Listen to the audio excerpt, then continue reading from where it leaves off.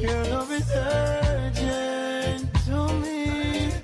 I won't do nothing without you. Oh, won't do nothing without you.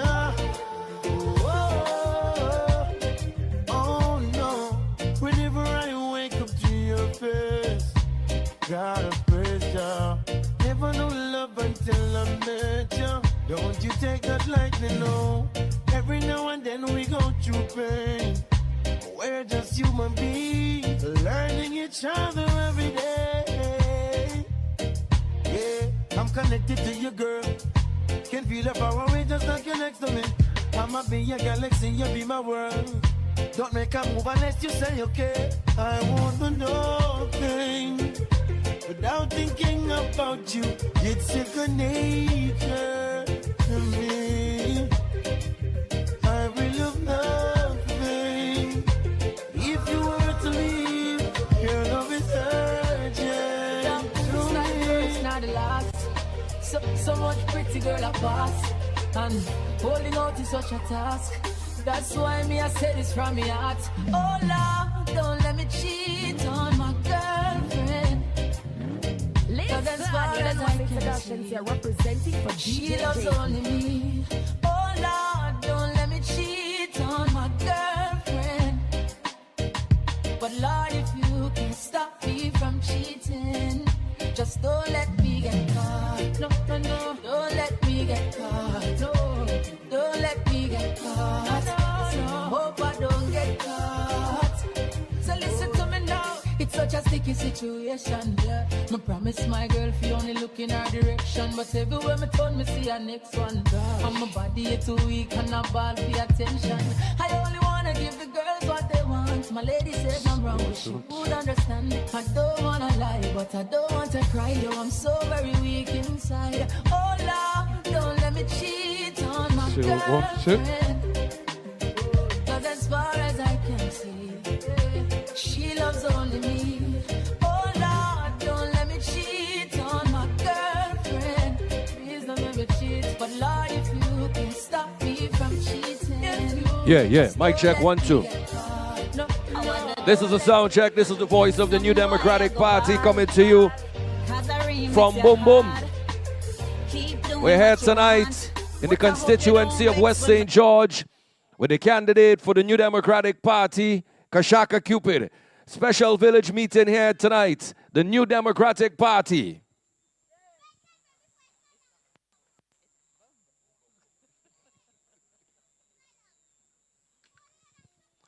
Yeah. This is the voice of the New Democratic Party. We're coming to you live from Boom Boom tonight. Upper Cane Hall, a.k.a. Boom Boom. And tonight we'll be presenting to you from the New Democratic Party, KASHAKA Cupid, and the executive members of the NDP will be here tonight to speak to you as we prepare for the upcoming general elections here in St. Vincent and the Grenadines, just weeks away. We are here to prepare you and to deliver the message of change and job creation and a better St. Vincent and the Grenadines under the New Democratic Party. So come out tonight. We're in upper. Keep going. Yeah.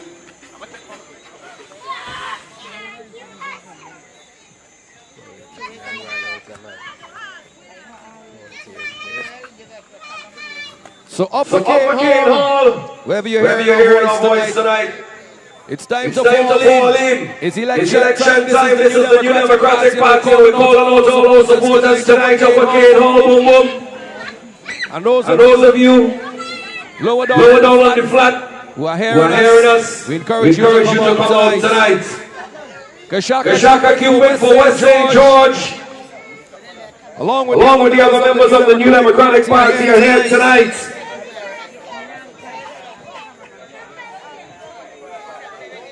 The NDP is on the move.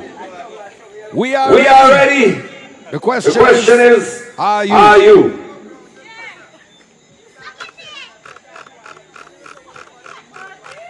All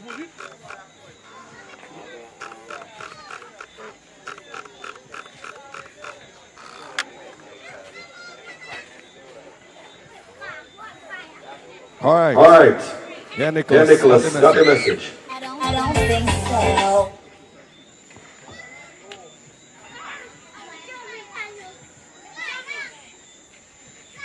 And you don't answer your phone when you're beside me. If you ain't got nothing wrong, why you hiding, baby? If you love me, you wouldn't lie. If you love me, would've made me cry. If you really love me, you would try. If you all that you like, you're not like it. No way, no, not today, no. Okay, nothing can get me down. No way, no, not today, no. No way, wait, my brother's gonna die. Bye now, worry not side. Bye, can't come to right. Ryan, what do you want?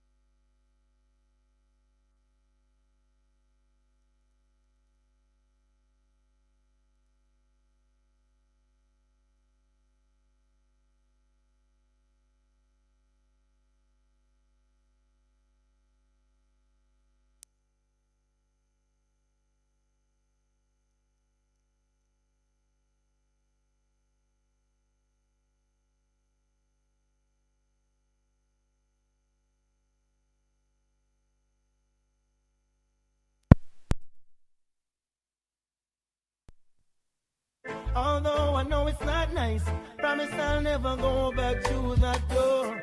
Although you've got your choice, please make sure the first is secure. I make my sacrifice, only you, no one before. What will it take, my love, to show you I'm still in love with you? What will it take, my love, to show you how much my love is true? Feeling she gave to me makes me feel so brand new. Love you forever, there's no other like you. Baby, no one but you.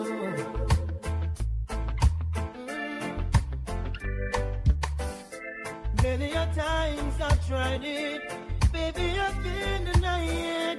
I just can't live my life a day in this world without you. What will it take, my love, to show you I'm still in love with you? What will it take, my love, to show you how much my love is true? Feeling she gave to me makes me feel so brand new. Love you forever, there's no other like you. Whoa. Listen, hey. Nothing but love and affection, and it's really a lovely thing. It's a lovely thing. So glad I've made you my selection. Girl, you're my everything, my everything. Never knew love like this, girl, I must admit. Ever since you came into my life, it's been more than few years, still no one compares to you. So I really love the way you got me feeling. Nothing but love and affection, and it's really a lovely thing. It's a lovely thing. So glad I've made you my selection. Girl, you're my everything, my everything. When I am away, I always count the days just to come right back into your arms. Heaven must have sent you. I'm so in love with you. It's true. Could I really love the way you got me feeling? Nothing but love and affection, and it's really a lovely thing. It's a lovely thing. So glad I've made you my selection. Girl, you're my everything, everything. I know you know some of the things that I've been through, so I hope you've heard all these words I've said to you. Many a times, questions in my head, but when it's time to ask them, I get scared. Yeah, when life be the same way, from everybody, who's born from a baby, who's off crazy. When life be the same way, from everybody, who has no food from yesterday, can't find that day. Can't afford to let the system drive me mad. And if my brother wise enough from being a victim, I'll be glad. You may not be lucky like we Charlie. That's why me take it easy in a slippers. Hey, when life be the same way, who's birth from a lady, who's half crazy. When life be the same way, who's birth from a lady, who's half crazy. Hey, say you're leaving and the reason is clear, because I am a gangster and she's leaving in fear. In case that I don't make it, is the news you will hear. I got something to tell you, baby, are you prepared? You say that you are leaving and the thoughts of me grieving the mistakes that I made. Make me look deceiving. If I ever this morning into wonderful this evening, break up to make up. Love is the reason. Say that you are leaving and the thoughts of me grieving the mistakes that I made. Make me look deceiving. If I ever this morning into wonderful this evening, break up to make up. Love is the reason. Well, you me know no spouse. You want me to refine like a meal me coast. I tell me look I work at a security post. With the boss, give me the minimum and take the gross. Well, I'm a gangster, that's first and foremost. When I work for politician, when me head like a nose. Woman, you bring me kids, you have me land and me house. So let's take a trip and go on the north coast. Where you are first boat. Cross. Say you leaving and the reason is clear. Because I am a gangster and she's living in fear. In case something to tell you, baby, are you prepared? You say that you are leaving and the thoughts of me grieving the mistakes that I made. Make me look deceiving. If I ever this morning into wonderful this evening, break up to make up. Love is the reason. Say that you are leaving and the thoughts of me grieving the mistakes that I made. Make me look deceiving. If I ever this morning into wonderful this evening, break up to make up. Love is the reason. Wow. Why you wanna leave me in the cold? The prettiest thing my eyes ever behold. You were to me more than money and gold. So make the love unfold, so let's take a stroll. Kill and I go this you for no other soul. So get this straight and put it in your mold. So for this love you not fi pay no toll. You have full control and I'm telling you all. Friends I instigate, but what a man to break. I know you might lose faith. I might give you more than you can take. Unconditional love. My eyes can see more clear as long as you're standing there. Seems like I'm in a dream, or things are the way they seem. Sorry if I treat you bad, or if I ever make you sad. Didn't mean to get so mad. You're the best thing I ever had. I don't know what to do. I'm so in love with you. I hurt you, yes it's true, but I got a few words for you. It's okay, it's alright. I'm gonna make it on the morning flight.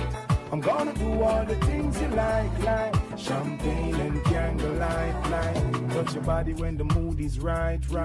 Make you tingle with the light. And later on in the night, we gonna make love till morning light. Baby, don't let love go, mister, let love stay. I want us to be together till we old and grey. Don't leave me in this sorrow nor in dismay. A reply from you would simply make my day. I was a fool to make she back and go away. No lonely is the price that I got to pay. I guess I gotta be the player everybody want me to be. That you want me to be, yeah. And I couldn't get to see the things that you want me to see. That you want me to see. I want you in my life, I don't want you as a memory. Not as a memory. Well, life would not be complete without this woman by my side. I'm so obsolete. The stupid ways of mine I would have never repeat. If this world was mine, I would have give you to keep. Place it at your feet. Girl, you love it not cheap. I may not understand how could I be such a creep. It cut me like a knife and now I'm hurting deep. Many night me no sleep. Me a moan and a weep. And me heart a skip it. It's okay, it's alright. I'm gonna make it on the morning flight. I'm gonna do all the things you like champagne and candlelight, light. Only you can make me feel just like a king. Love you give to me so real, makes me give in. Girl, just like magnet, just in your love keeps pulling me in. If it's a battle I fight for you, I have to win. To prove to you my love so deep within, it's even getting deeper since I represent longing for my baby to love me more. What am I going for? Babylon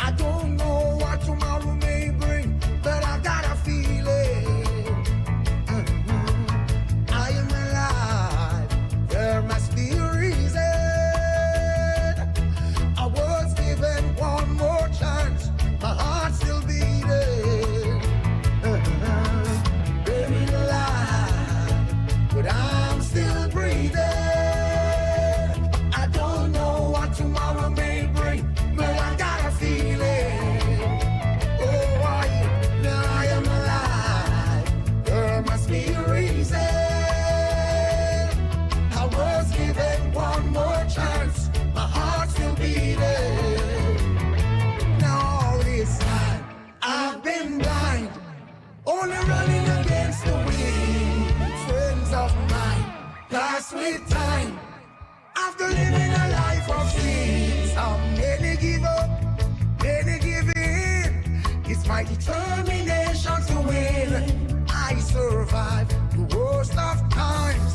I survive. I was buried alive, but I'm still breathing. I don't know what tomorrow may bring, but I got a feeling. Oh, now I am alive. There must be a reason. I was given one more chance.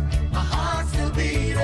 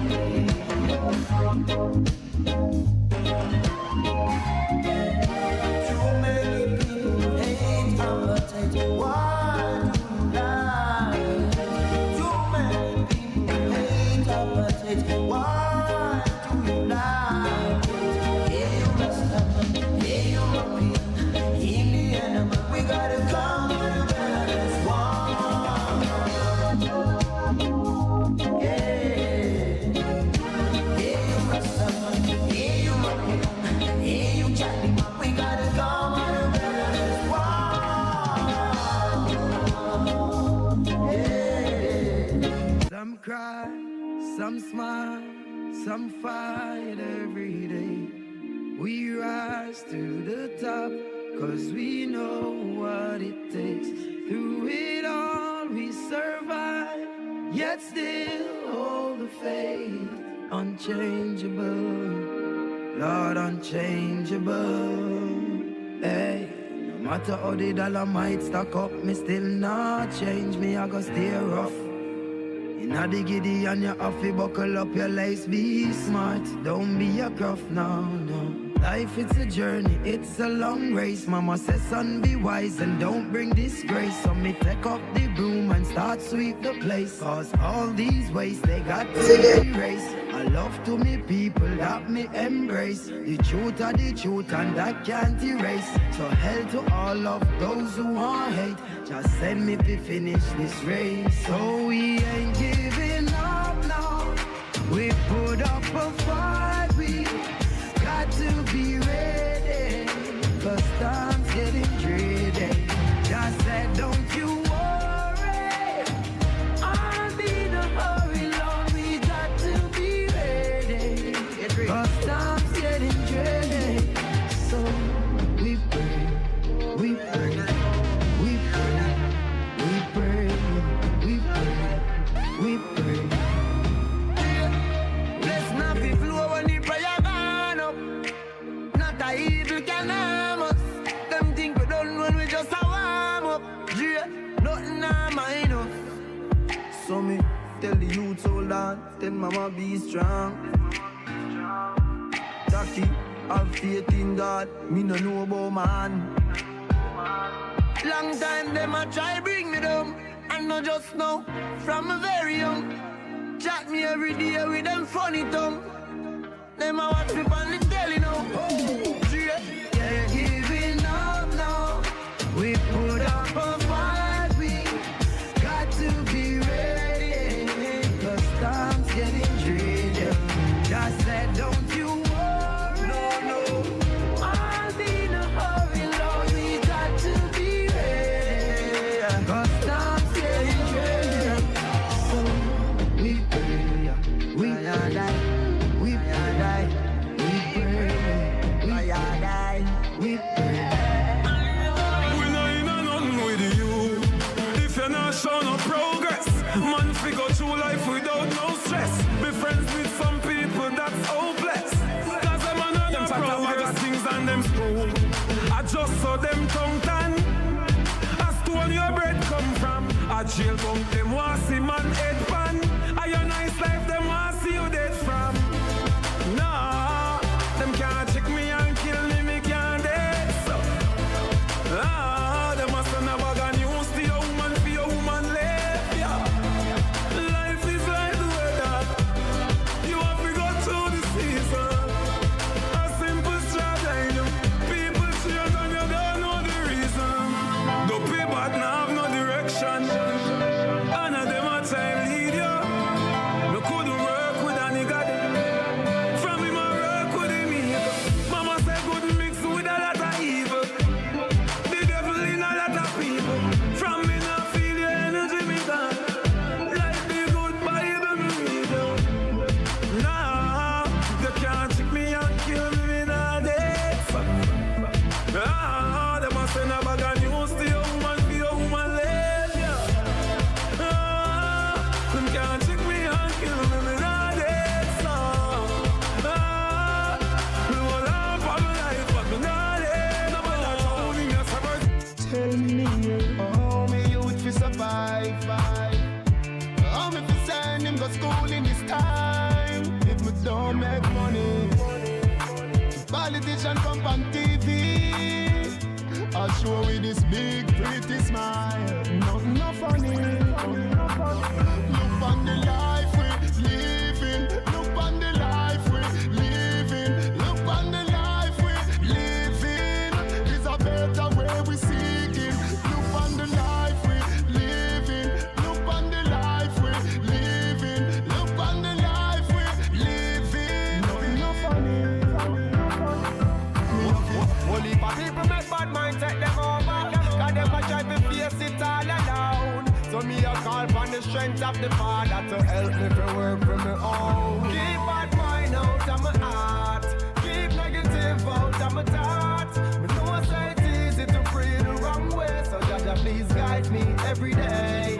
Keep bad mind out of my heart. Keep negative out of my thoughts. Most I bless me, yeah. Guide and protect me, yeah. Well, on my work on a one-day thing. My work on a sometime. Me have to work 7 days out of the week. I saw me things set now. We go on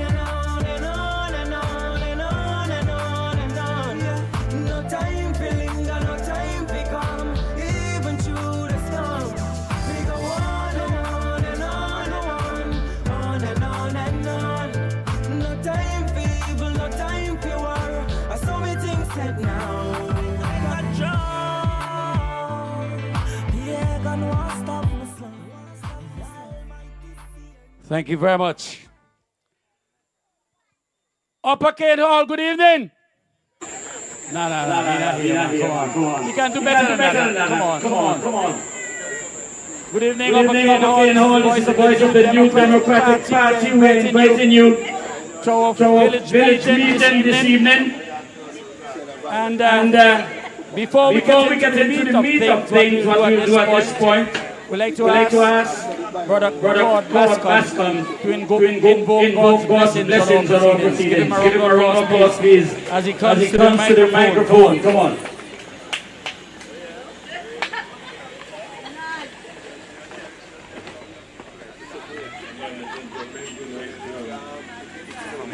Sorry. Almighty God, the thanks and the praise that is due to Him. Almighty God and everlasting Father, we come before your presence this evening. We realize, oh God, that it's you who have made us, and you made us in your own image and likeness. But you have not just made us just so you praise and glory. Father and God, you dwell in the affairs of man. But man, oh God, today has strayed from your path. We thank you, Lord God, because you're still on the throne and you always remember your own. Heavenly Father, we ask, as we go through this meeting tonight, that your blessings be upon us. Oh Lord God, let truth come out. In the name of Jesus, let truth come out. In Jesus' name, as we are not yet accustomed to all that man will have to say to us. But we know that you are still God, and you are from everlasting to everlasting. Bless us tonight, we pray, in Jesus' mighty name. Hallelujah. Thank you, Jesus. Hallelujah. Thank you very much, Brother Bascom. Ladies and gentlemen, remain standing as we recognize the anthem of St. Vincent and the Grenadines.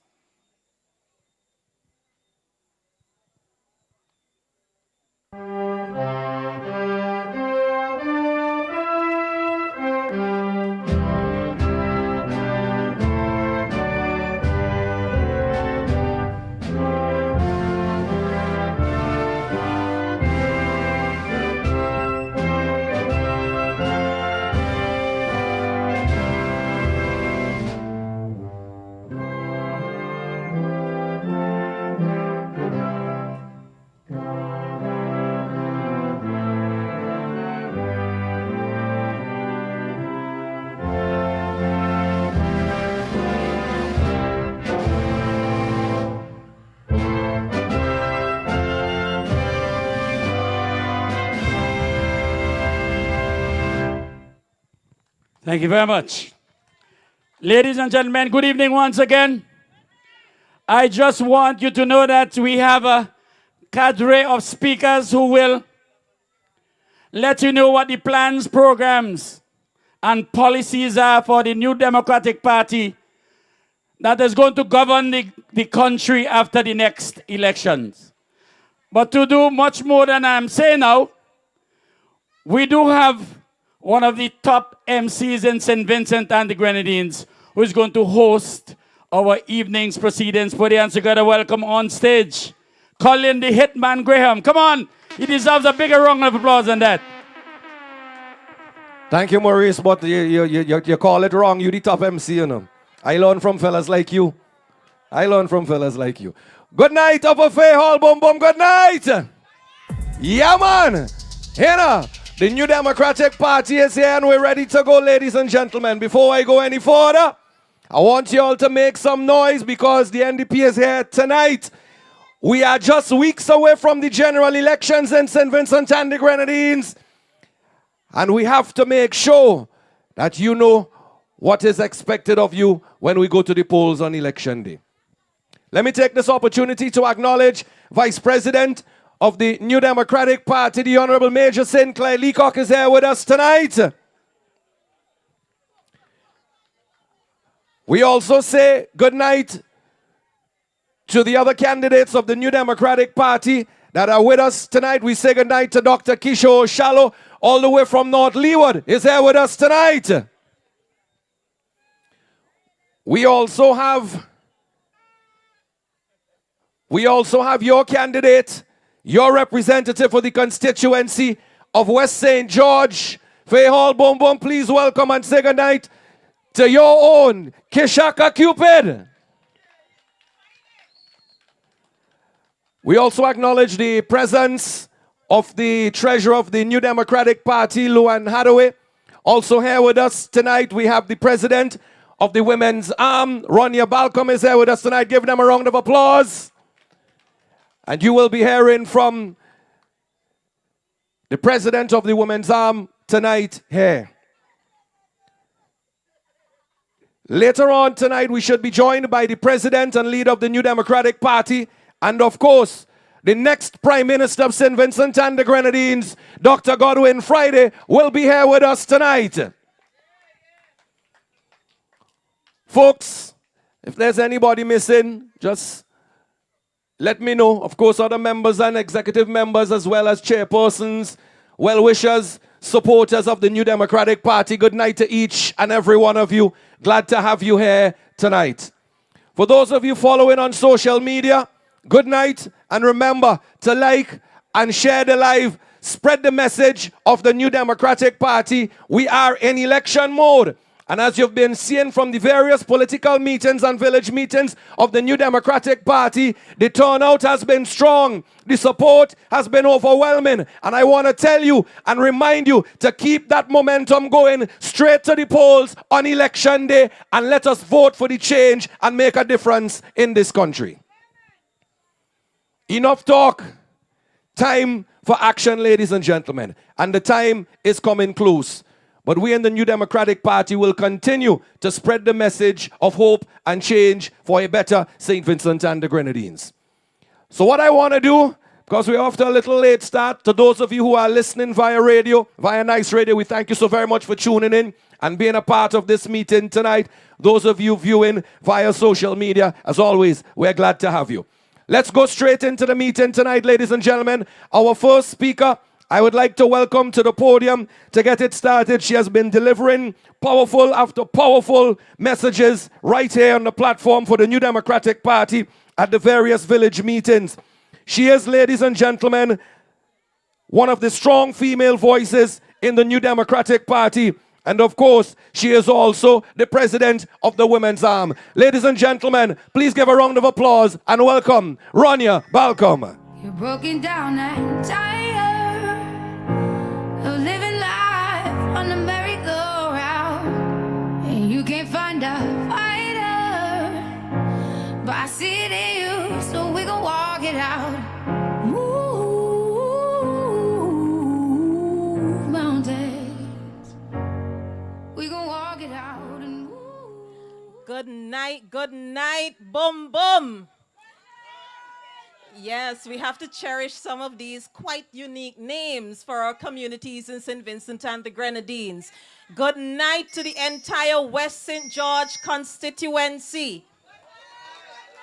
It is indeed a pleasure to be here tonight. Protocol already being established. I crave your indulgence while I adopt the protocols.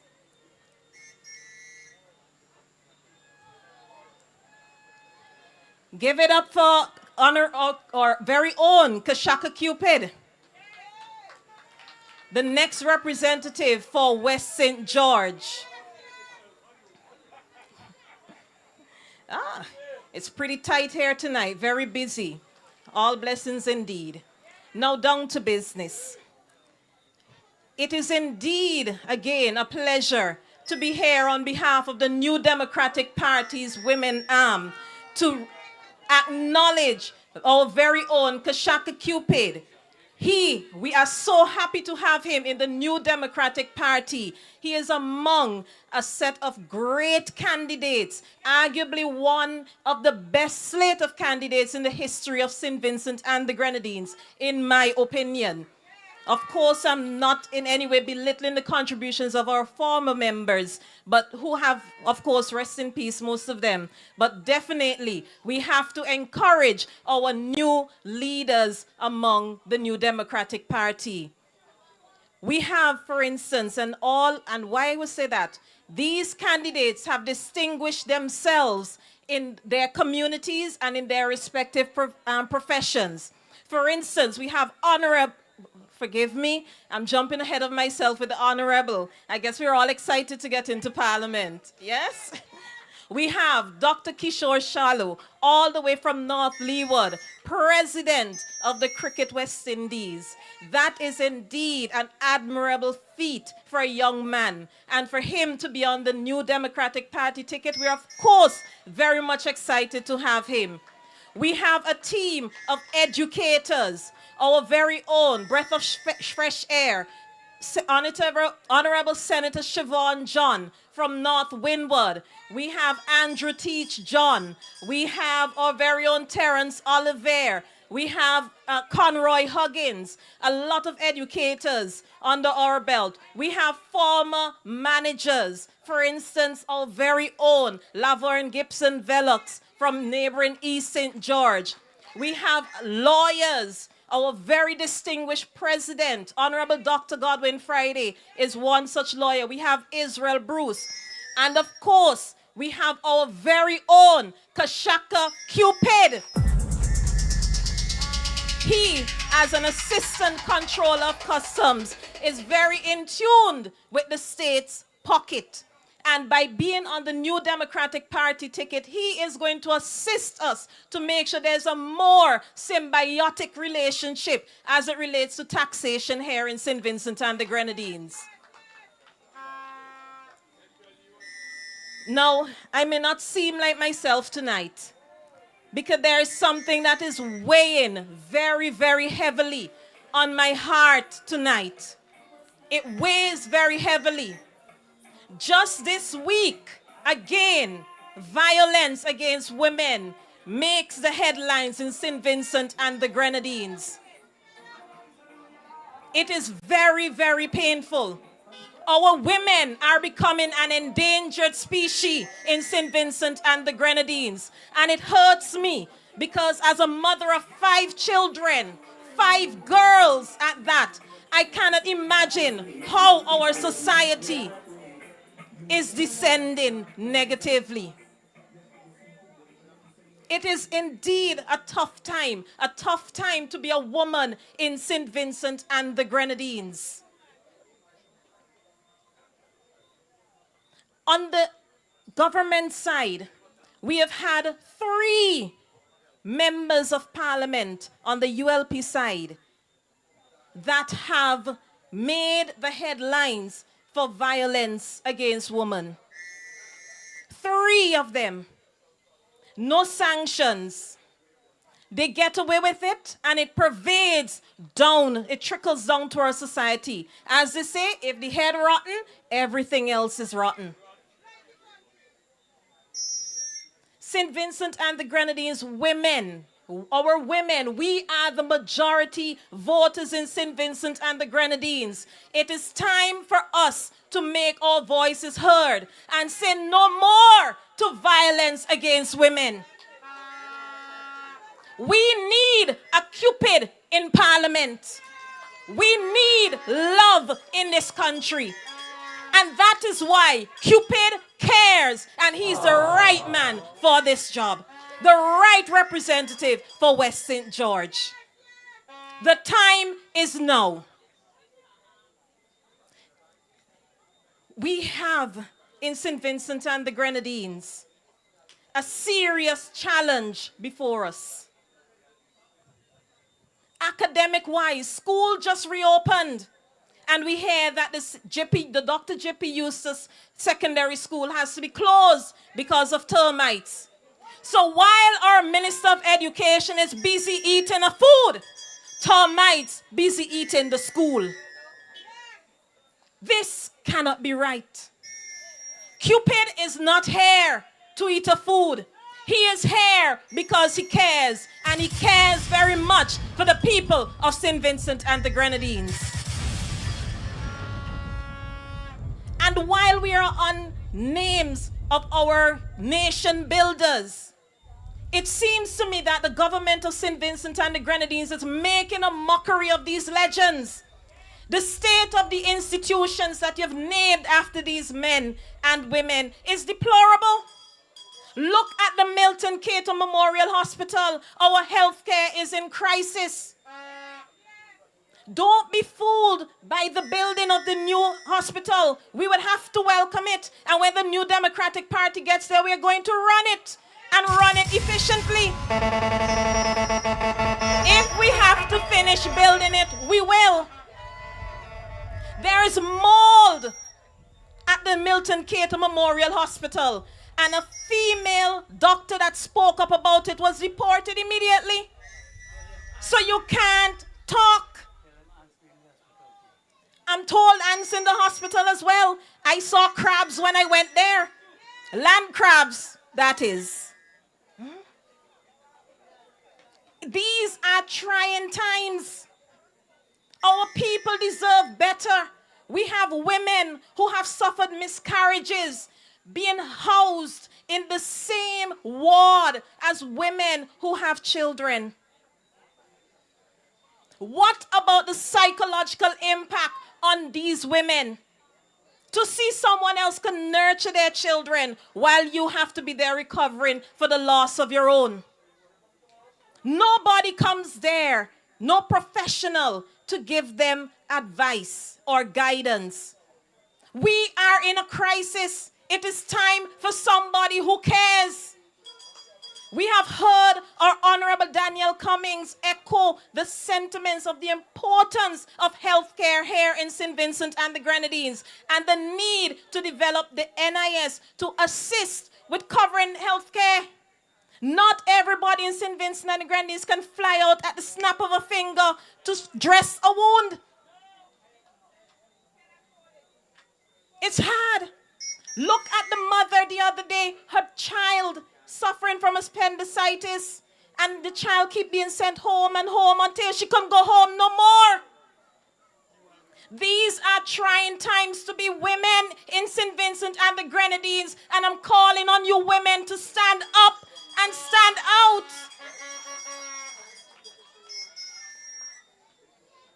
The housing, we see them parading on API.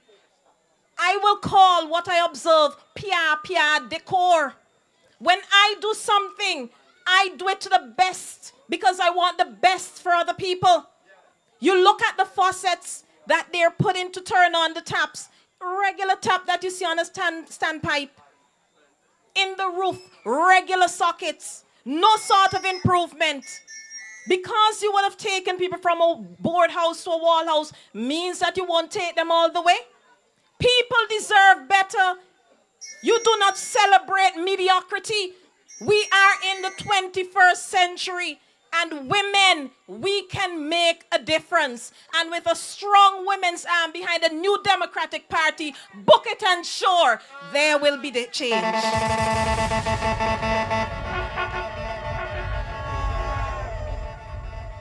I have seen our very own KASHAKA Cupid speak about the ills of the community. The bad roads. Going up to Daphne the other day, I could hardly see where I'm going. Poor lighting. The same potholes I passed as a child, they're still there today. How are we better off?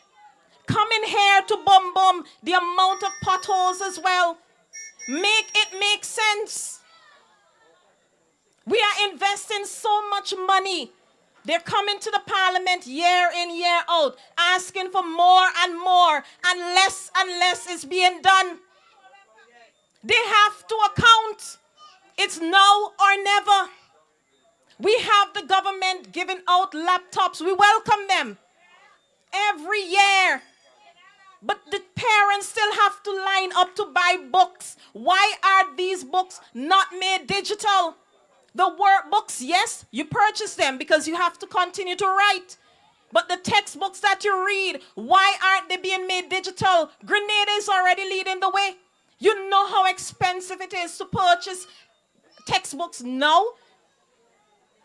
Parents, are you with me?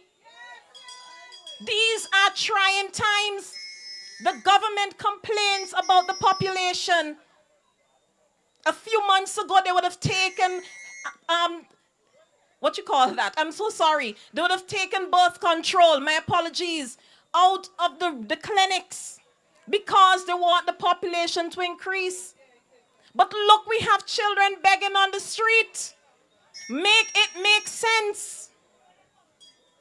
It's a trying time, and that is why we cannot in West St. George be bombarded by someone just interested in eating a food. During the vaccine mandate, I understand his very own sister was fired. You were there busy eating a food while your sister went on the breadline? How could that be right? That is why KASHAKA Cupid Cares is the man for the job. Under a new Democratic Party, the use of these laptops will have to be introduced in the schools. It makes no sense that you provide them with the instrument and they're not being used. The new Democratic Party will make it make sense. And again, as we have assembled an awesome team to ensure that we represent St. Vincent and the Grenadines well. Yellow is the code. The symbol is the key. Come election day, I beg you, West St. George, vote for NDP. Vote overwhelmingly for KASHAKA Cupid. God bless and have a good night.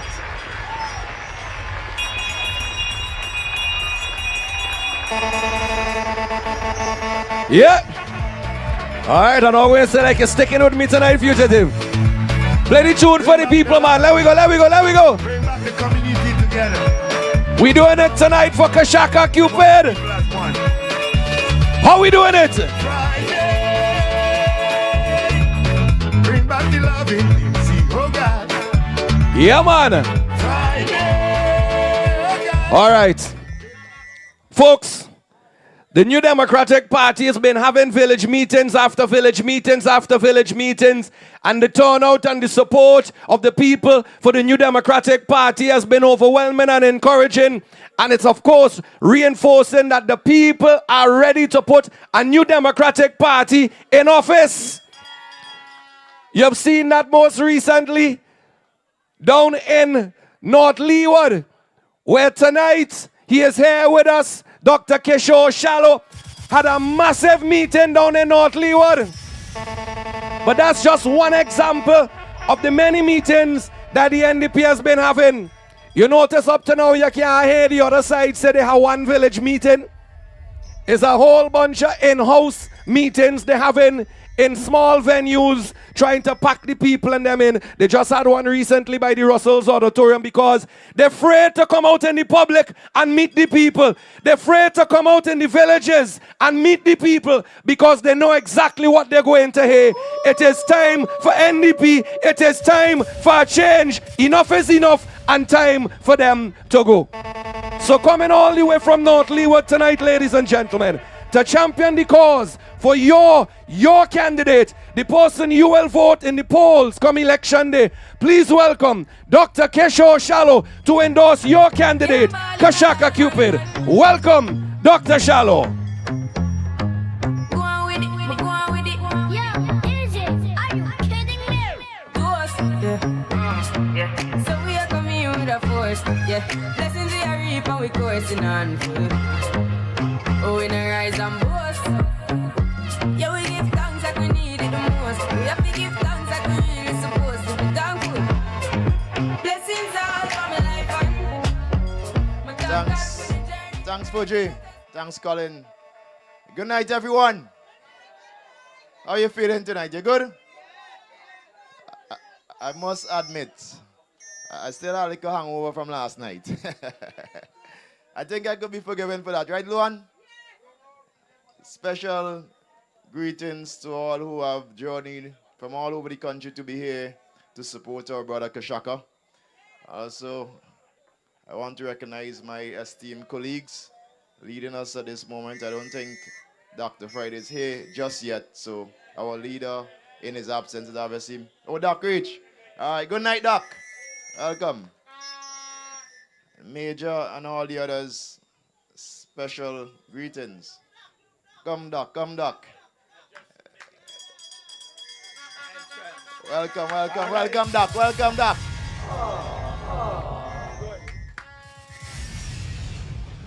So the full team is here to support our brother. Now, briefly, I want to talk about the new economy first, and then I'm going to tell you about my brother KASHAKA and why I stand in solidarity with him. The unemployment rate is obviously quite high in our country. And this is not something we celebrate by any means. The crime rate is high. The healthcare system is in critical condition. And if you go across the other sectors, whether it's agriculture, whether it is tourism, and the others, they could do far better than they have been performing over the last few years under this administration. And it is in that context, the context of how do we advance our country, I want to speak about the new economy, particularly this evening, sports tourism. Now, it is very important that every one of us understands what we have been missing out on over the last 25 years or so, because sports tourism is by no means new. But in the region, especially in St. Vincent and Grenadines, we have failed to enjoy the benefits of sports tourism, and for different reasons. You may ask why? Especially when I tell you that the value of sports tourism globally is well over 500 billion US dollars. In fact, the last value given was over $600 billion in 2023. With a projection by 2032 toward over 2 trillion US dollars. And so you may ask yourself, why hasn't St. Vincent and the Grenadines engaged in sports tourism in the context of the new economy? Now I could tell you a straightforward answer. One is incompetence by this government that has been in power for 25 years. And the other is a simple fact that the priority of this government has never been to empower Vincentians. If you want to empower Vincentians, what you do, you give them opportunities, or you create opportunities so that people could earn for themselves. So that people could actually go out and support their families and so on, as opposed to coming and having to beg the government every Monday morning. And I know my Vincentian people are very proud. And you don't want to beg. But people are forced to beg simply because of opportunities like sports tourism and so on. This government has failed to adapt them. But rest assured that the New Democratic Party is ready to embrace these opportunities for our people of St. Vincent and the Grenadines. And so, when you look at the different types of sports tourism, okay, there are about four different types of that we could benefit from, all with unique opportunities. So you're talking about the active part of sports tourism. These are the athletes, the cricketers, the footballers, the basketball players, the squash players, all of them, with tremendous opportunities to earn. We talk about employment opportunities. Then you have the event base, which is when you host major events. You host, whether it's World Cup, Winward's Games, and all the others, Carifta, and so on. And then you have the passive, which is the traveling fans across the region. Let us focus on those three for this evening. I mentioned earlier that employment is trending in the wrong direction in St. Vincent and the Grenadines. And so, if you have in sports, you could offer young men and young women, boys and girls, the opportunities to be engaged meaningfully where they are attracting remuneration. Why not create these opportunities? Why not establish systems and have infrastructure that is conducive or that are conducive to growth? Welcome, John, all the way from St. Kitts. Councillor John and his old man, Sir Venal Coombs. And the reason I mention Coombs is because Coombs know more about sports than anybody in government. I can guarantee you that.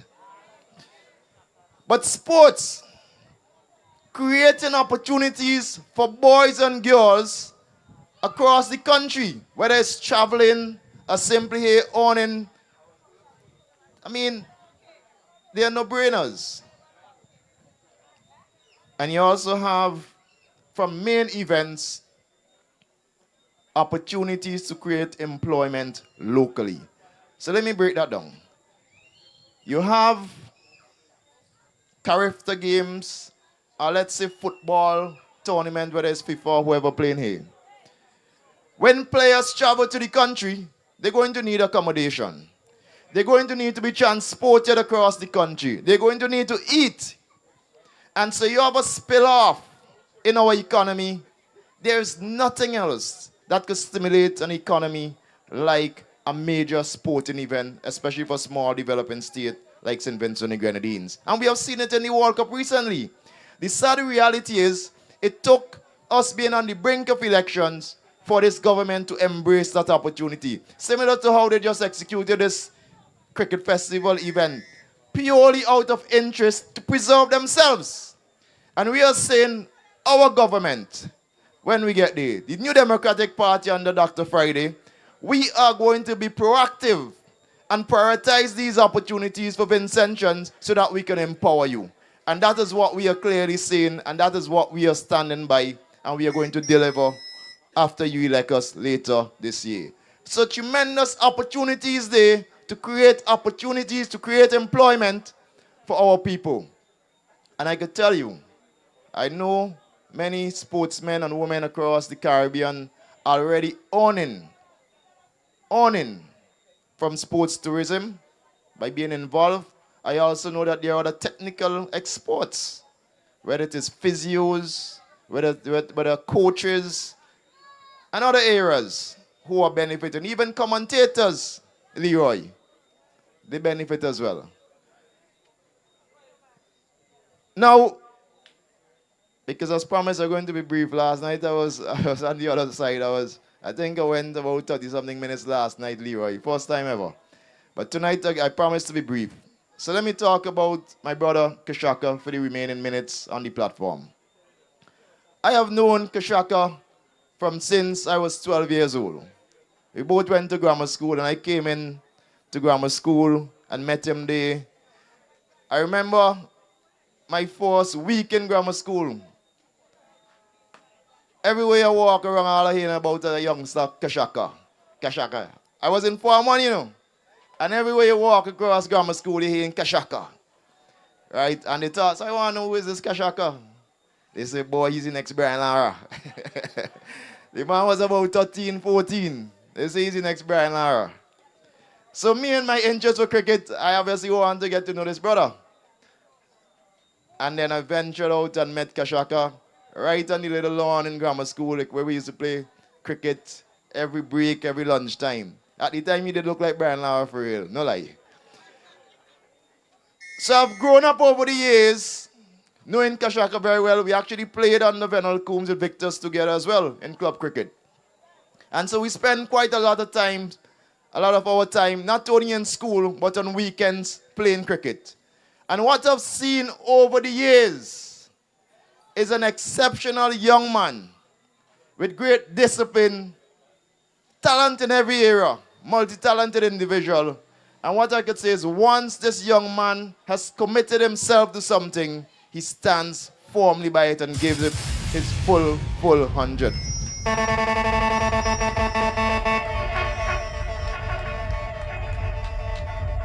I remember even recently when he decided to go in for the vice president of the SPG Cricket Association position. And he reached out to me. I believe I was one of the first persons he reached out to and asked if this is something that he should undertake. And I advise him, of course, because he's more than qualified for the role, both in cricket and his academics and experience. And so I said, yes, and you have my full support. And Shaka hit the ground running. When I tell you about hit the ground running, I have never seen anyone in my years of cricket administration campaign like how KASHAKA campaigned then. And it is the very same level of discipline and commitment I am seeing from him since he has been elected as the candidate for the New Democratic Party in West St. George. And in KASHAKA Cupid, similar to what I've seen over the years when we traveled across the Caribbean for cricket, and since we are adults, is a young man waiting to serve people. In cricket, he led us, and in this era of politics, as a candidate, he is ready to lead from the front for West St. George. Over the last few weeks, I could hardly get to talk to my brother. Because when he ain't out in the communities, right, he did preparing some document and some meeting with his executive. So Shaka, no issue. Do the work, win the seat, and then after we go lime. But what I want to say before I leave, you have a choice. You have two candidates before you. Two of them I know very well because Buffy also taught me in grammar school. So I know the fella. I know him very well. But you have this hard-working young man ready to challenge the status quo, ready to push the boundaries, and ready to fight the fight and deliver for you here in West St. George. And the only thing I would say about his opponent is that he's an unwilling participant. That is all. I don't need to say anything else. So you have a willing young man ready to deliver for you versus an unwilling participant. The choice ain't easy. The choice is very easy. And so, when the date is announced later this year, in a matter of weeks really, I anticipate 2 months the most, Leroy. I am saying that the NDP, and I mean, for those of you who are in North Leeward last night, you felt the tide. You felt the atmosphere. And the momentum is certainly with the New Democratic Party. And it's absolutely no doubt that the NDP is going to win this next election convincingly. And so, I say to you, the people of West St. George, you want a representative in cabinet. You want KASHAKA Cupid in cabinet. And so let us all stand firmly and strongly with Brother KASHAKA Cupid in the next general elections. West St. George, it's a pleasure being with you as usual. God bless. Good night.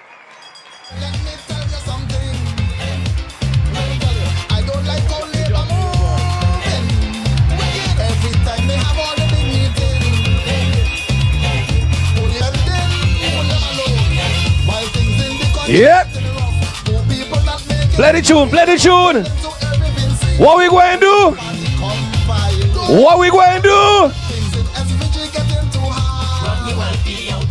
Time to run them, time to run them. All right, all right, all right. All right. All right. Look, somebody they so calling you. Look, somebody they calling you. Run quick, run quick. Run quick. You see the person that stand up there so? All right. Folks, I didn't mention earlier also we have here with us tonight from East Kingston, the Honorable Dwight Fitzgerald Bramble is also here tonight to give his full endorsement to KASHAKA Cupid. And of course, you also saw the president and leader of the New Democratic Party, Dr. the Honorable Godwin Friday, the next Prime Minister of St. Vincent and the Grenadines. So what I want to do at this time, I want to invite the Honorable Dwight Fitzgerald Bramble Mike's side to come and give you some greetings and, of course, give some full support for your candidate, KASHAKA Cupid, in the upcoming general election. So please, ladies and gentlemen, welcome the Honorable Dwight Fitzgerald Bramble. All right, Colin. Thank you, thank you. Boom, boom. Upper Cane Hall. Good night, good night, good night. I am so excited to be here tonight. You know, I was home. I said, boy, let me wait until I hear the live start before I come out. But I couldn't wait no longer, so I came out. Listen, I was just talking to a couple of fellas up there about West and the uniqueness of West St.GEORGE as far as the New Democratic Party is concerned. Since 2001, the New Democratic Party has not fielded the same candidate in any elections twice in West St.GEORGE. Every election we have a different candidate. But this election, Shaka going to change that. Because after this election, when he win in 2030, he coming back to be re-elected. And I am telling you, let me tell you something. Shaka is a young man. When Shaka was thinking about putting up himself as a candidate, because me and Shaka go way back, you know, we know each other quite well. I ain't gonna tell all you some of the connections, Shaka. I gonna keep the secret. But nothing bad, nothing bad. But listen to me, he come up, he say, boy, Fitz, I putting up myself for West St.GEORGE, you know. And if all you know Shaka, and he started to talk and he touching me up, he say, Fitz, I could win this thing, you know, Jed. I could win this thing. Just like how I telling you, Shaka saying, I could win this thing. And more, as the time goes by and as the elections draw closer and as the issues become more prominent and as we start to discuss and dig deep into the issues which are affecting our country, we realize the significance of having a man like Shaka on our team.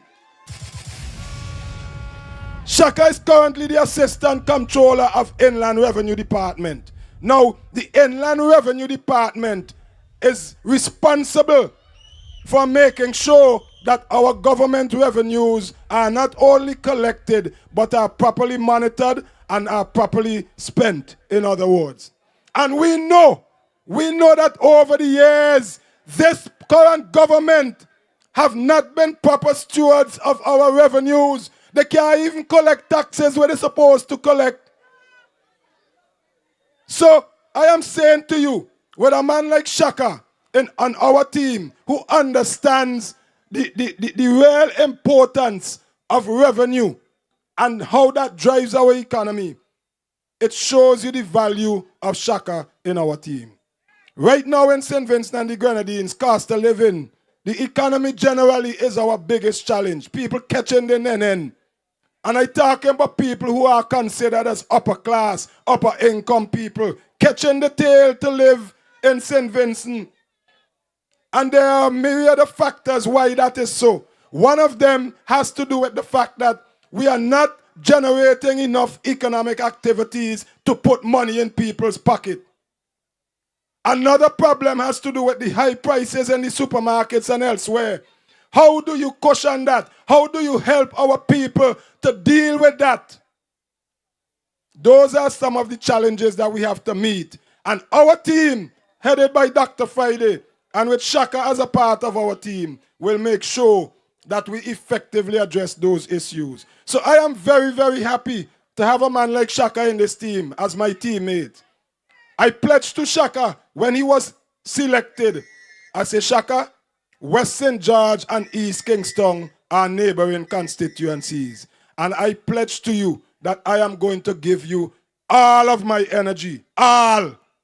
Now, that doesn't mean that I am complacent and I ain't going to spend no energy in East Kingston. Don't get me wrong. But I'm going to give Shaka all of my energy for help him here, and I'm going to use the rest in East Kingston. So, Shaka, have no fear, my brother. Always remember to read Deuteronomy 31:8. I ain't going to get into it tonight. Read Deuteronomy 31:8. And remember, no weapon formed against you shall prosper. Because you have a man like, we have the entire team.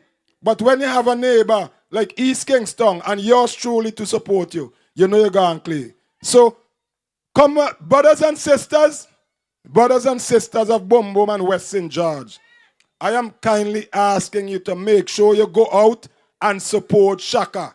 Don't sit down and say, well, the other man, they can't beat Shaka no, because we not even see. Watch the condition of the roads. Watch this. Yes, we know all of that. But if we do not register and go out and vote on election day, nothing ain't happening. So make sure you put your support behind Shaka. And I am guaranteeing you that when we form government and with Shaka as an integral part of our cabinet, you will all be proud of him. Thank you. Good night. Boy! They gone now. You want to hear it again? Enough is enough. Thank you very much, Fitz. They gone now. Dr. Friday is down in the crowd, right? And as I get ready to bring up the next speaker, there's something that Fitz said and something that Dr. Shallow said that I want you all to pay notice of. And Dr. Friday, I commend you for putting together what I want to call a dream team to contest the general elections in this country. Because this is a remarkable team of young, brilliant men and women who have come forward to represent you in their various constituencies and are showing that the NDP continues to attract good leaders, good leadership going forward, good men and good women of good character to lead this country forward, and that is just what we need. Dr. Godwin Friday and the rest of the NDP team, the dream team in this upcoming general elections, go to the polls and make sure you vote them in solidly, of course, with your X next to the key.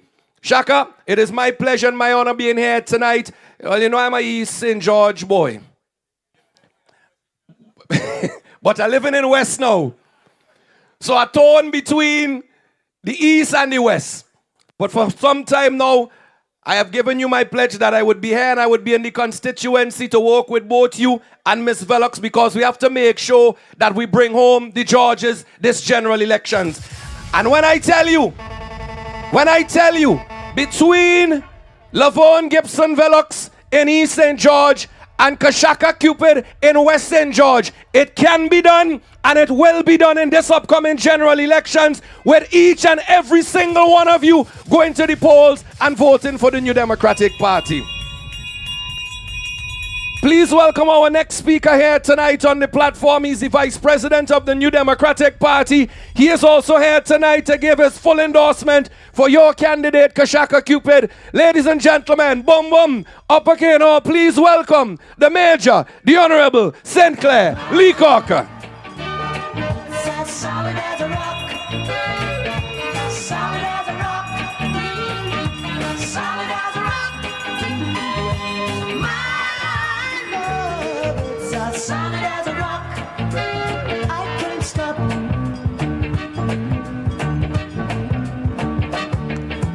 If you're asking me, will my love ever be? Well, you know I tell you truthfully.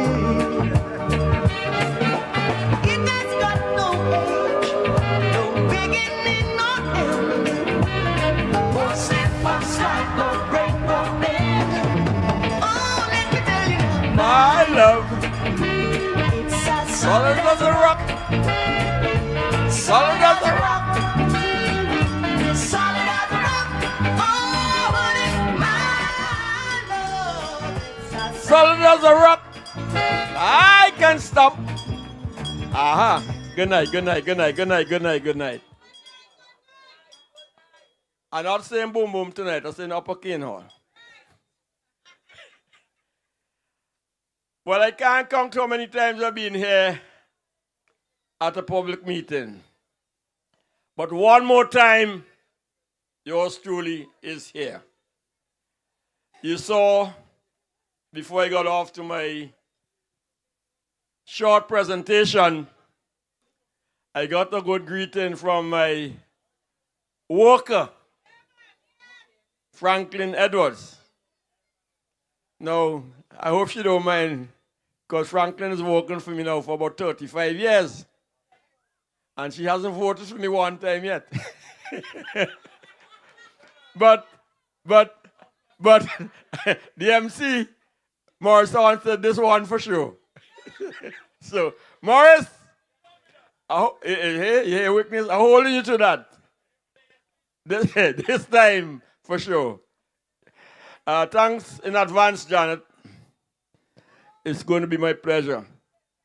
President Friday, somewhere in the crowd, colleagues, Bramble Fitz.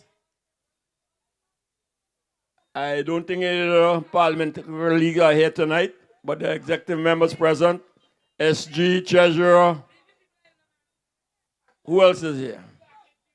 A number of them. I call them already paper. You know the difference between Secretary General and General Secretary.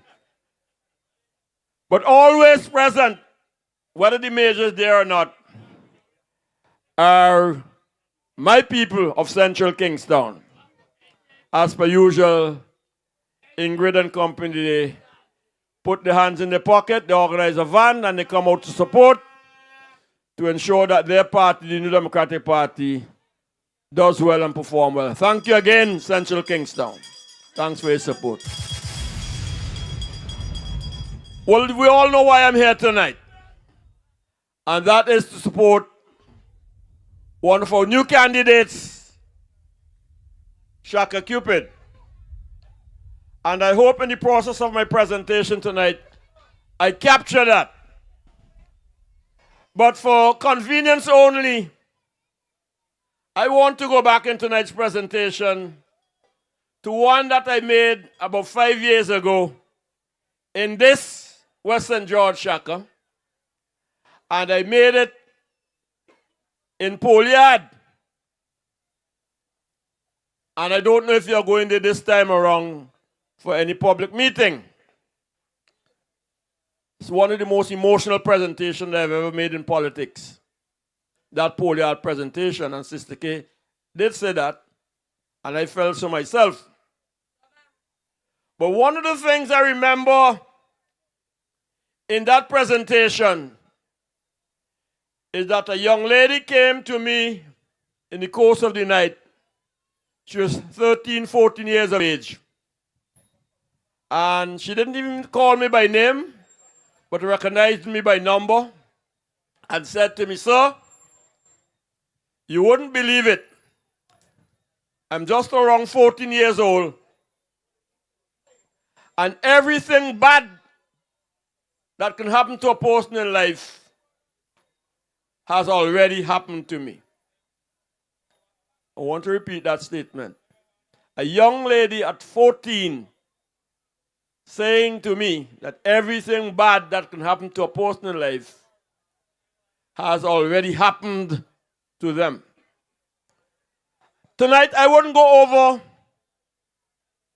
the significance, the history, the social circumstances of a person born and or growing up in an area that we call a yard, because that one is Pole Yard. The other yards, I myself was born in a yard up street in Kingstown. What I can tell you, that if you're born in a location that is referred to as a yard, it acknowledges and recognizes the tremendous challenges in life that you would have to face to get head above water. In fact, at that time, Kish, the opportunities were narrow. You either became a Stevido, as they call it in those days, a Skibido, or you went to prison. Very limited. I always give thanks to my parents for getting me out of that circumstances as we moved not long from then to an area called New Montrose. Now, where's Major going with this story in Shaka and West St.GEORGE? Tonight, those of you who are hearing me, those of you who are here present, those of you who are on any of the platforms, and those of you who are in Radio Land, I want to say this to you. You would hear our party, and the president is particularly good about it, speak about of what we refer to as our pillars of development. And we highlight the importance of agriculture. We highlight the importance of tourism. We highlight the importance of fisheries, the marine economy, or people say the new and the blue. And we speak about the new economy or the youth economy, as our young president, Esteban, will speak about, which is being championed now on the platforms by Dr. Kishore Shallow.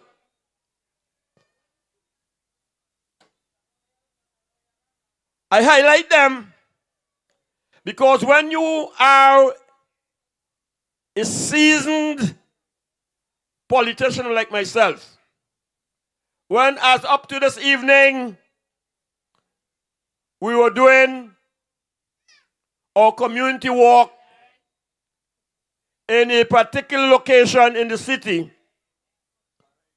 you come face to face with life and living experiences that may on the surface appear remotely connected to that four-pillar conversation.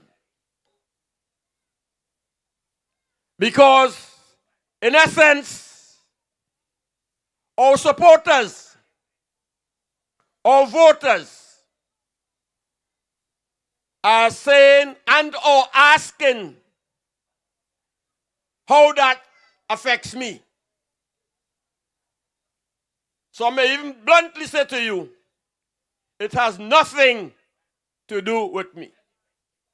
They are preoccupied, President Friday, Kishore, Fitz, and Shaka, and company, with the here and now. In essence, St. Vincent and the Grenadines, there is a very significant portion of our people, we call them voters, who would go to the polls shortly and would make a decision to select a representative, a political party, because they don't choose the prime minister. That is chosen from among the candidates who are successful by the candidates themselves, but they feel that they chose the prime minister. It's indirect exercise.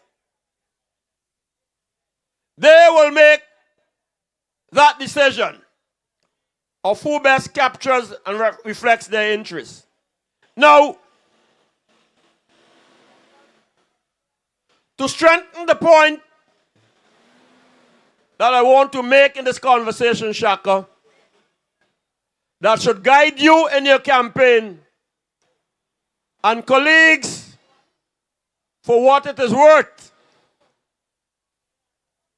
I have come across, and I saw this up to yesterday, again in another location in my own constituency, I have come across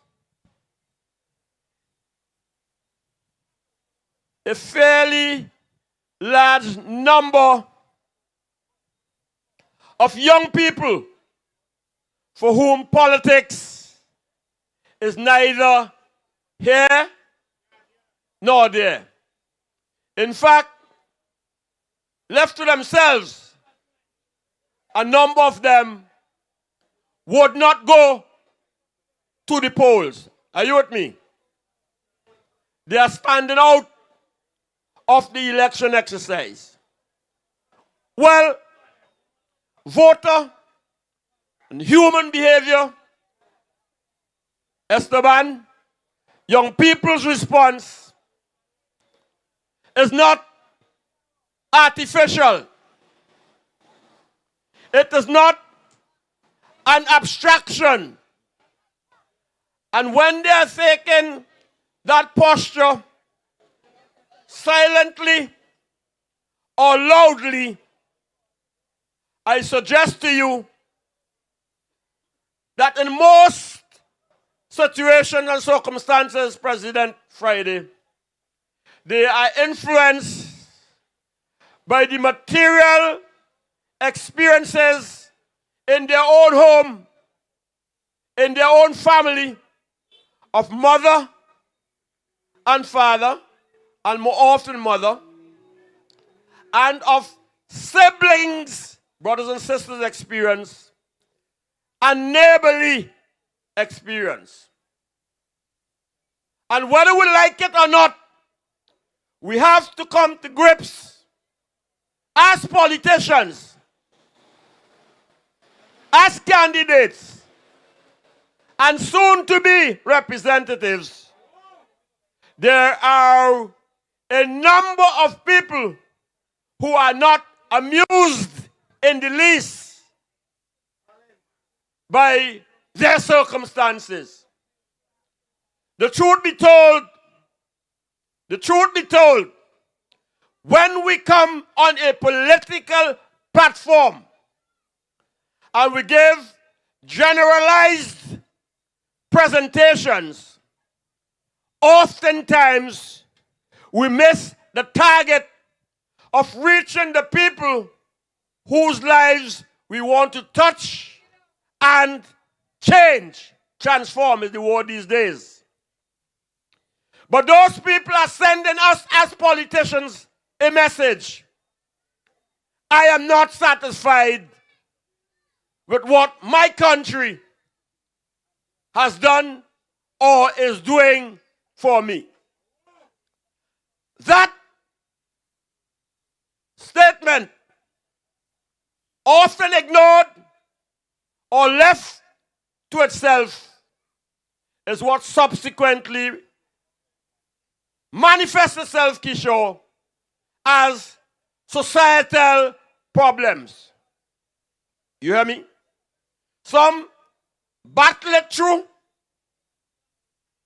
Some find a way to escape to distant lands.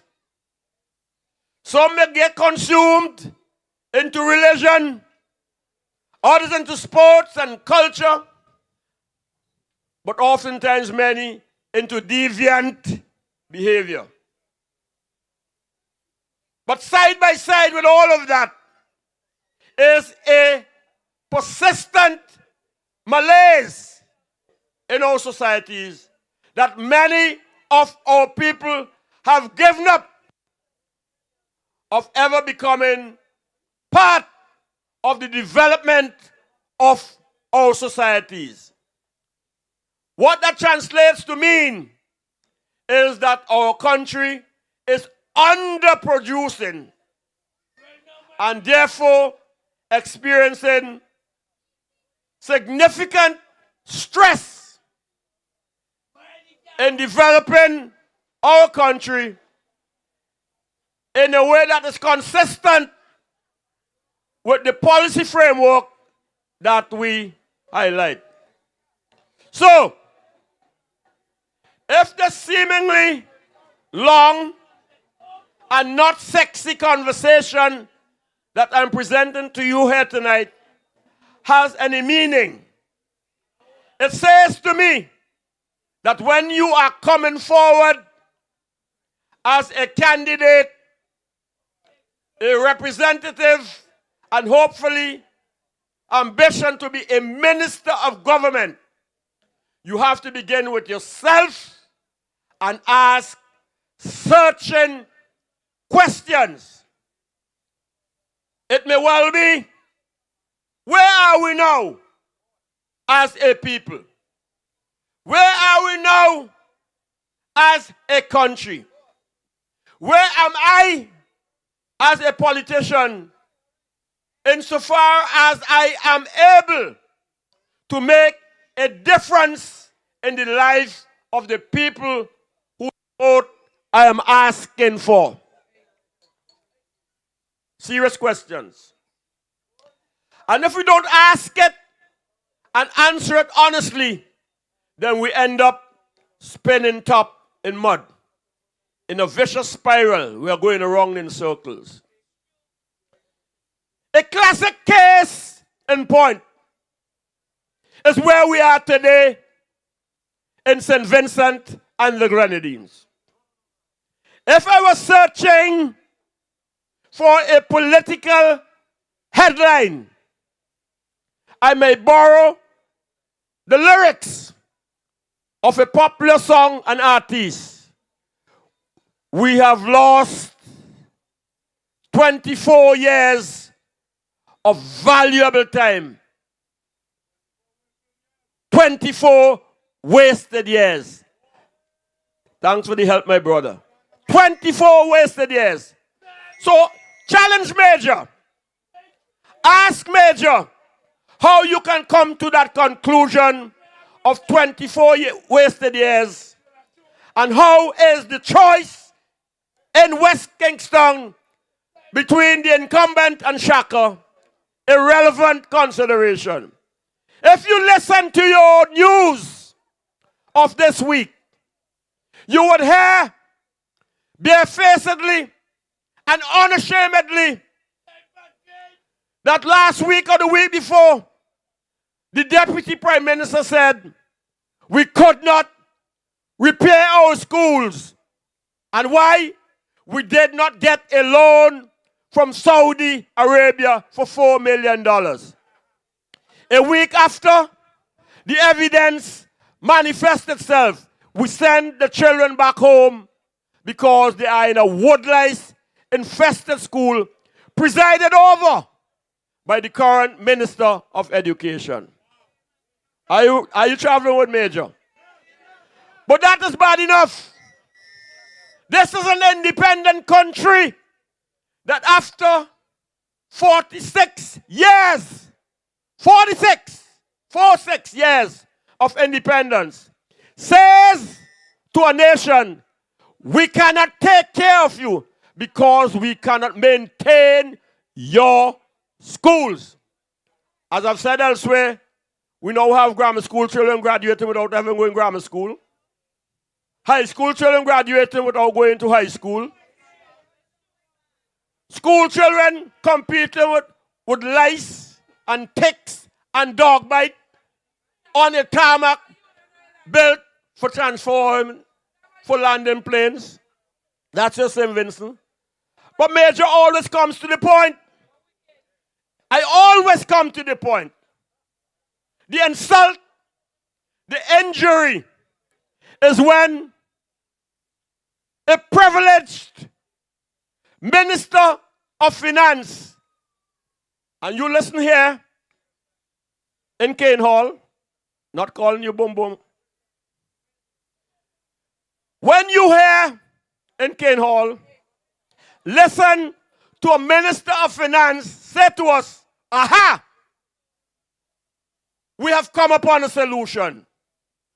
We will be launching shortly, Luan, a $1.3 billion with a B dollars hotel complex to create 2,000 jobs for Vincentians.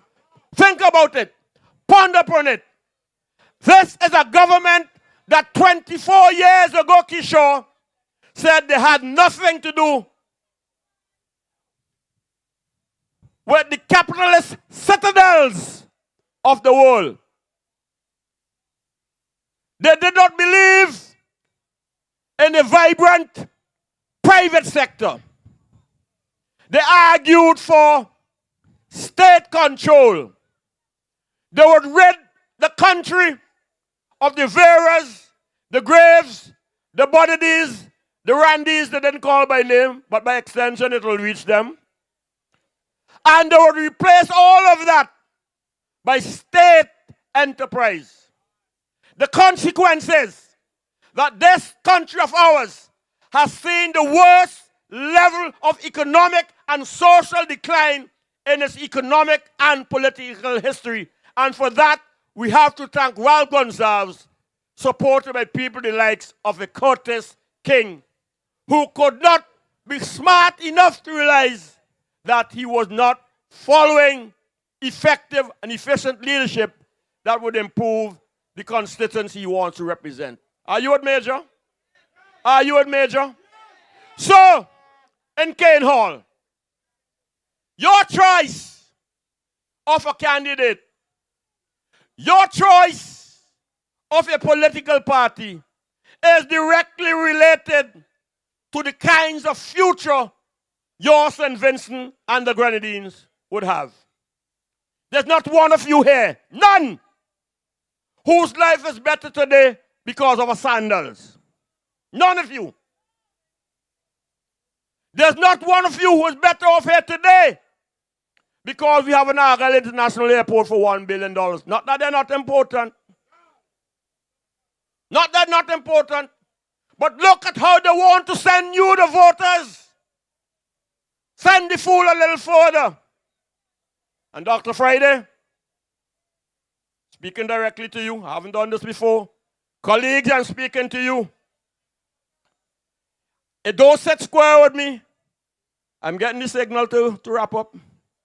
It doesn't sit square with me that in our development process that we are contemplating that will build this hotel, that hotel, and the other development, and will take all of the leeward coast.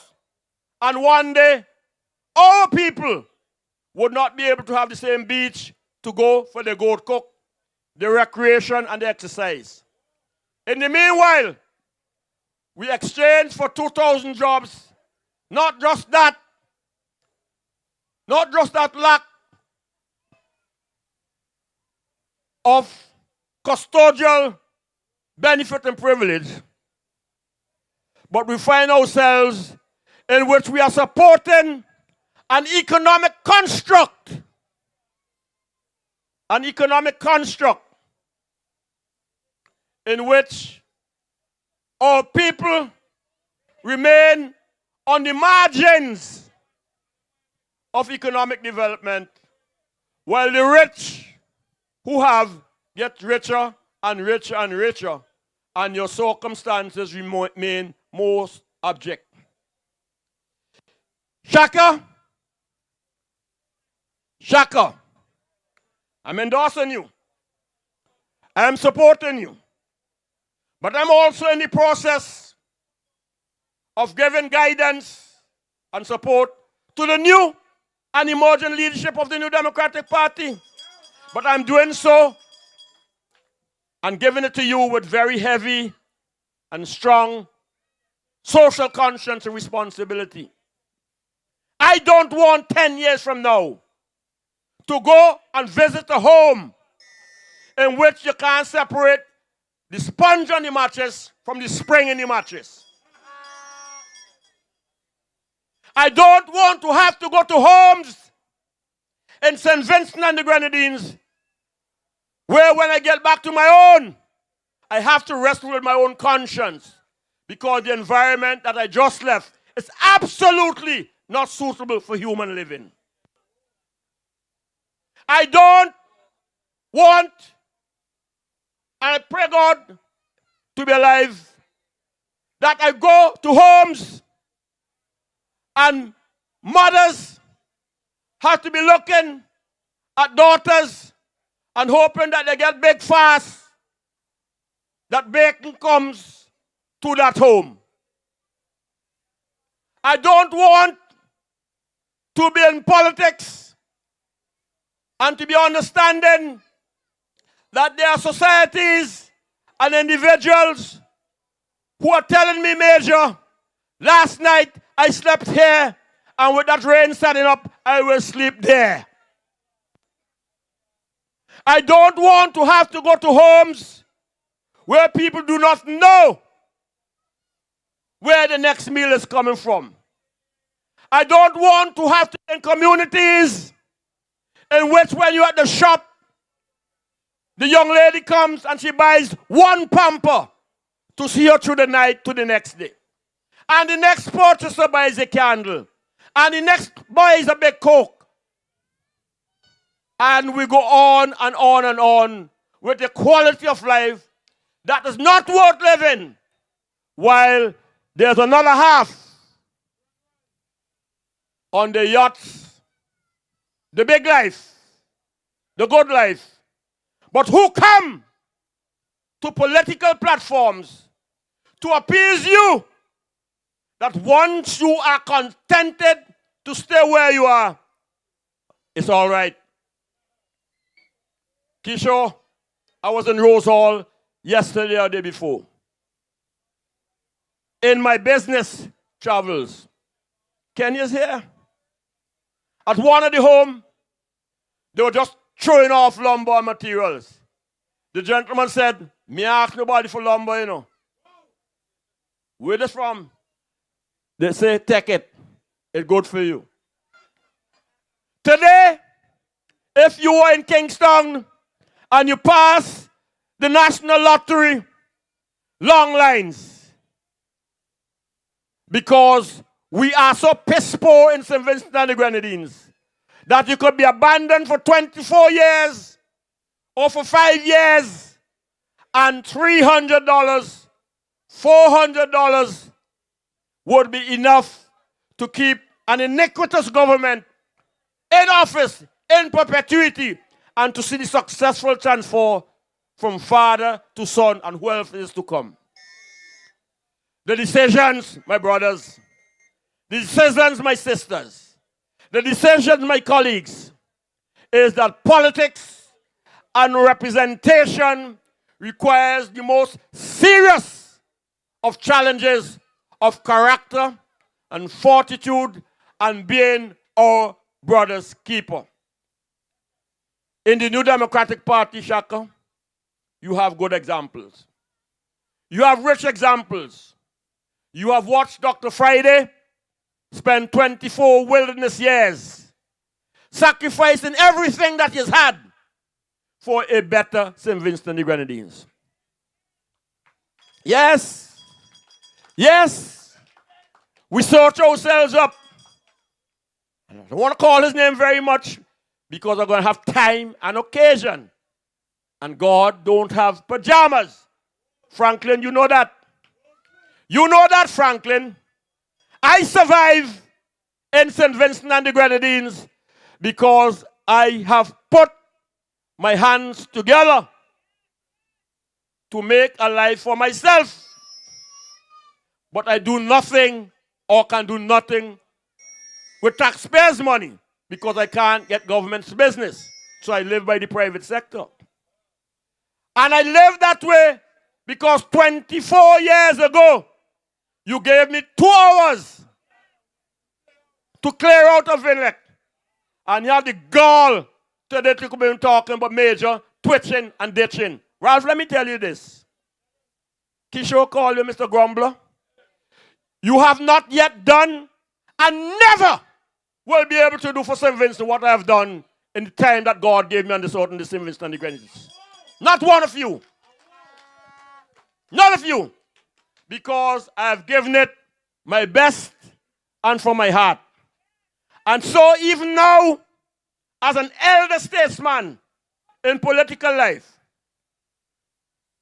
my concern is that those of us who are presenting ourselves to be a part of the solution understand that has not been able to be called Mr. Minister. It's not been able to be in the 5-star hotels of the world, or in the finest dining rooms, or the best and latest style jackets and tie and clothing. It is about the privilege to be able to stretch our hands out and hold the hand of a neighbor, a boy, a girl, one from the yard, and with one step back, give that gentle pull and say, I have saved this one to a better life. Good night. Thank you. God bless you. as I support you, Shaka, in your upcoming election. NDP we sending them home. Come on, going home. As always, powerful and stern. The message from the Vice President of the New Democratic Party. What we doing? This is the year. This is the year. All right. All right. Folks, you are here tonight because you stand solidly behind the New Democratic Party. You are here tonight because you stand solidly behind the candidate for the New Democratic Party in the constituency of West St. George, KASHAKA Cupid. You stand here tonight because you want to send a message to your neighbor, to your friends, to your family, and to everybody in the constituency that on election day, you are going to the polls to vote for your candidate, KASHAKA Cupid. I am honored to be here tonight. It's the first time on a platform in West St. George. I think it's not what's supposed to be for you, Shaka, but I'm here for you tonight. And it is my honor, it is my pleasure to welcome to you tonight to take the microphone from me, your candidate, your future minister. Please welcome KASHAKA Cupid.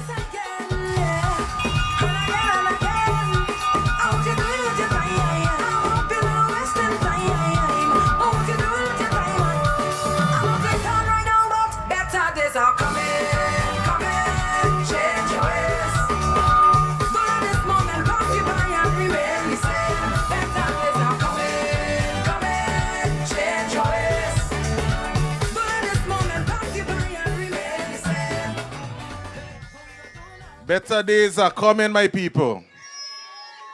We are changing ways and we're changing lives. Now, before I get into my presentation, I am in awe of the sterling contributions and the endorsements. I mean, they say my head is not very small, but boy, when your head could swell a little bit wider. The glowing endorsements from my brother, Dr. Kishore Shallow, Sister Rania Balcom, my good brother, the Honorable Fitzgerald Bramble, and the ever fluid, eloquent, long-standing, long-serving Major Sinclair Leacock. Now, yesterday, I had a conversation with our chairman, and the conversation alluded to how much respect I have for the elders of the party, and it's no coincidence that Major would have mentioned it this evening too. Being in opposition for over 25 years, it's a major challenge. And it's a privilege for me to be part of this unified party and this team in which Dr. Friday has put together, which will transform St. Vincent and the Grenadines and take us forward for the next 5 years and beyond. I am excited about this journey, and I am looking forward to the challenges that lie ahead. Now, what Dr. Kishore mentioned, he mentioned about the cricketing aspect and the sporting aspect of me as well too, and he probably didn't get into how highly competitive I am as an individual. And one thing about me is not just about winning, it's about winning convincingly. And hard work from my tenure in grammar school, I have always been one to promote hard work. I was taught that from a very early age. And from that experience, I would transfer it into active politics now. So don't be afraid. You have a hard work on the podium here tonight.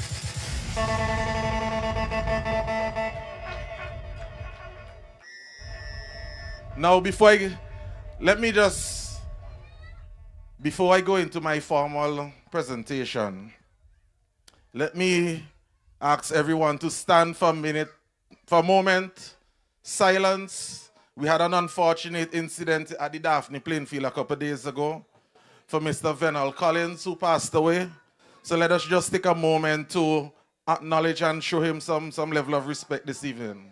Just a moment.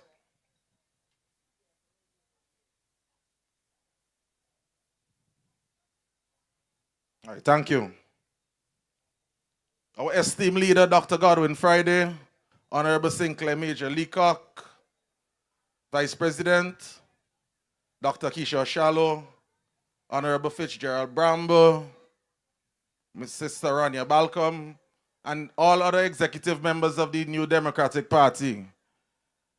Well-wishers, friends, colleagues, good night to Boom Boom. Good night to West St. George. Good night, St. Vincent and the Grenadines, and good night to those viewing in the diaspora.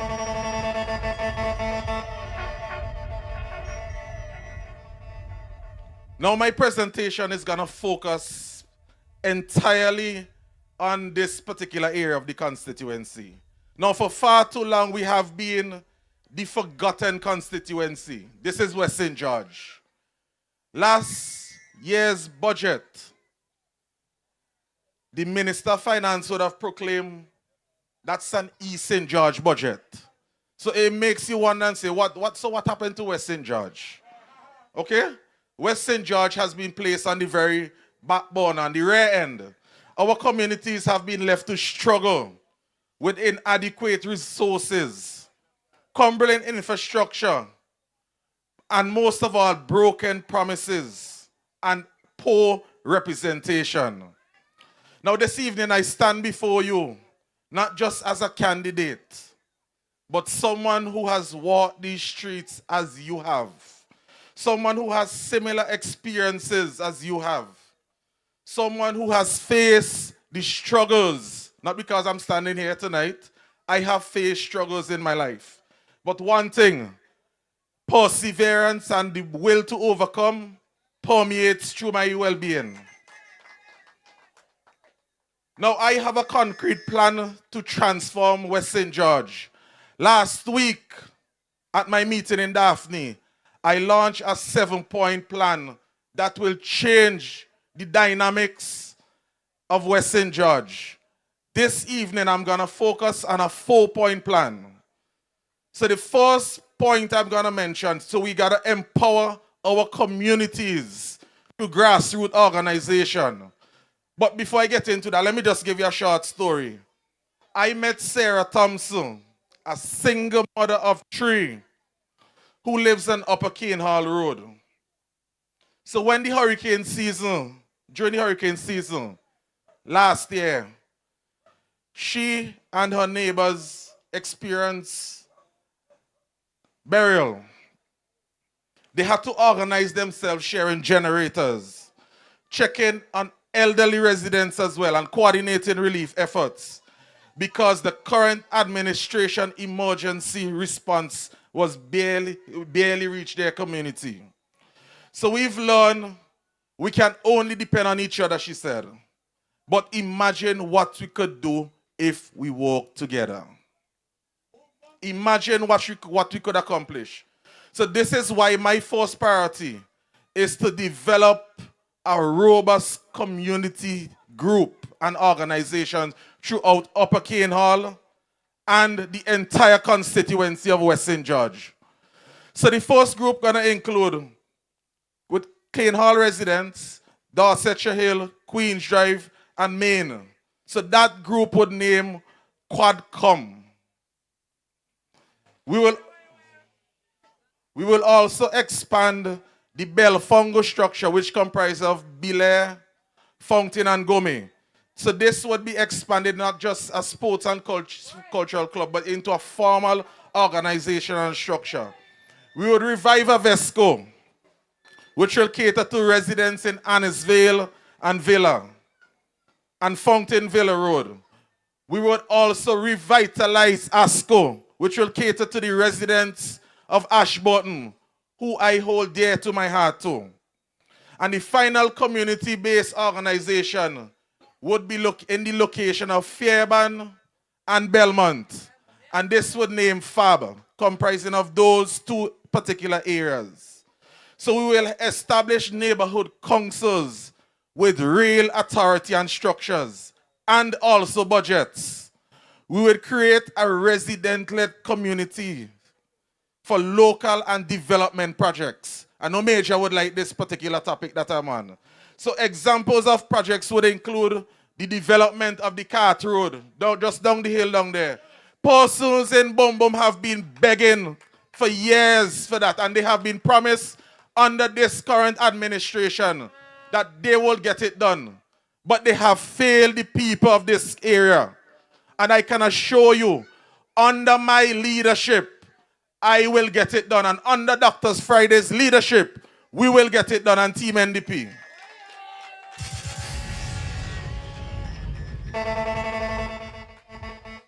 So there would be walkways to do, other projects in the area. And all these would be under the community-based development project organization. So no more you run into Mr. This and Mr. That and heading up the steps at the financial complex for support. We are no longer begging. You would have an independent community-based organization. I myself wouldn't even have influence on it. Okay, so that is the route in which you would be heading. So these organizations will be funded and registered with CIPO. So there would be a proper and legitimate structure in place, as I mentioned. So funding for the community projects would be channeled through these groups. And we will ensure every major decision that are affected includes genuine community input. So there would be consultations. For example, if we have a project to do in this community, there would be a town hall meeting where I would engage the constituents. I would not just come and force a project down your throat. I do not operate like that. I would engage the constituents to ensure that I represent you adequately. So let me tell you what is going to happen. There would be accountability. There will be transparency under my leadership and the New Democratic Party led by Dr. Friday. However, here is the beauty about this. As a result of the structure in place, which I just spoke about, we will create employment for our people, especially our young people in our communities. Currently, the unemployment rate among our youth stands at 40%, which is extremely high for our country. So 8 persons between the ages of 15. These are who we consider young people. And basically we're saying 4 out of 10 young people, they are unemployed. And that is unacceptable. Under my leadership, I am not settling for any mediocrity. So the ruling party talks about community engagement. But where is it in Bum Bum? Where is the community engagement? Now look at this Learning Resource Center in which we're hosting this meeting. Since the passage of Hurricane Beryl, there are 10 persons still living in the Learning Resource Center. This is unacceptable for a party who claims they love the poor and are champions for housing. Now this is not the time for housing, but I will get into it a little bit later. So under my leadership, the Learning Resource Center will support academic learning, where children will access the learning materials. As your next representative, I would ensure that there are after-school programs for persons in this community, for all ages. No age would be left behind. The center will be equipped with computers and support and digital literacy and for training.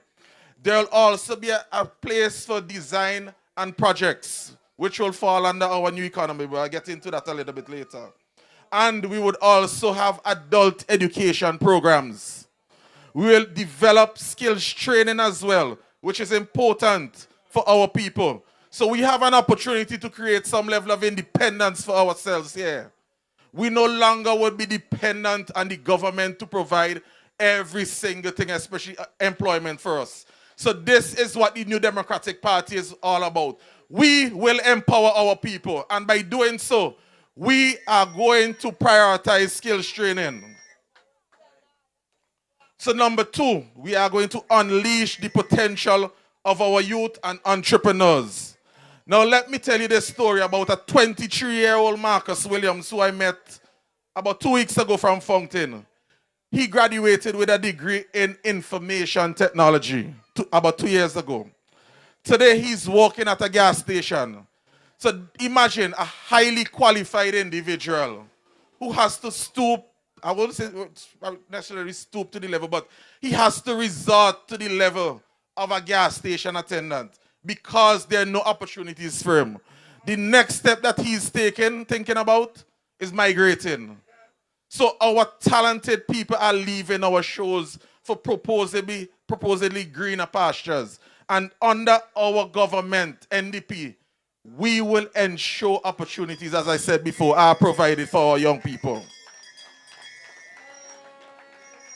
So, further to Marcus, he believes in he has digital ideas for create digital services.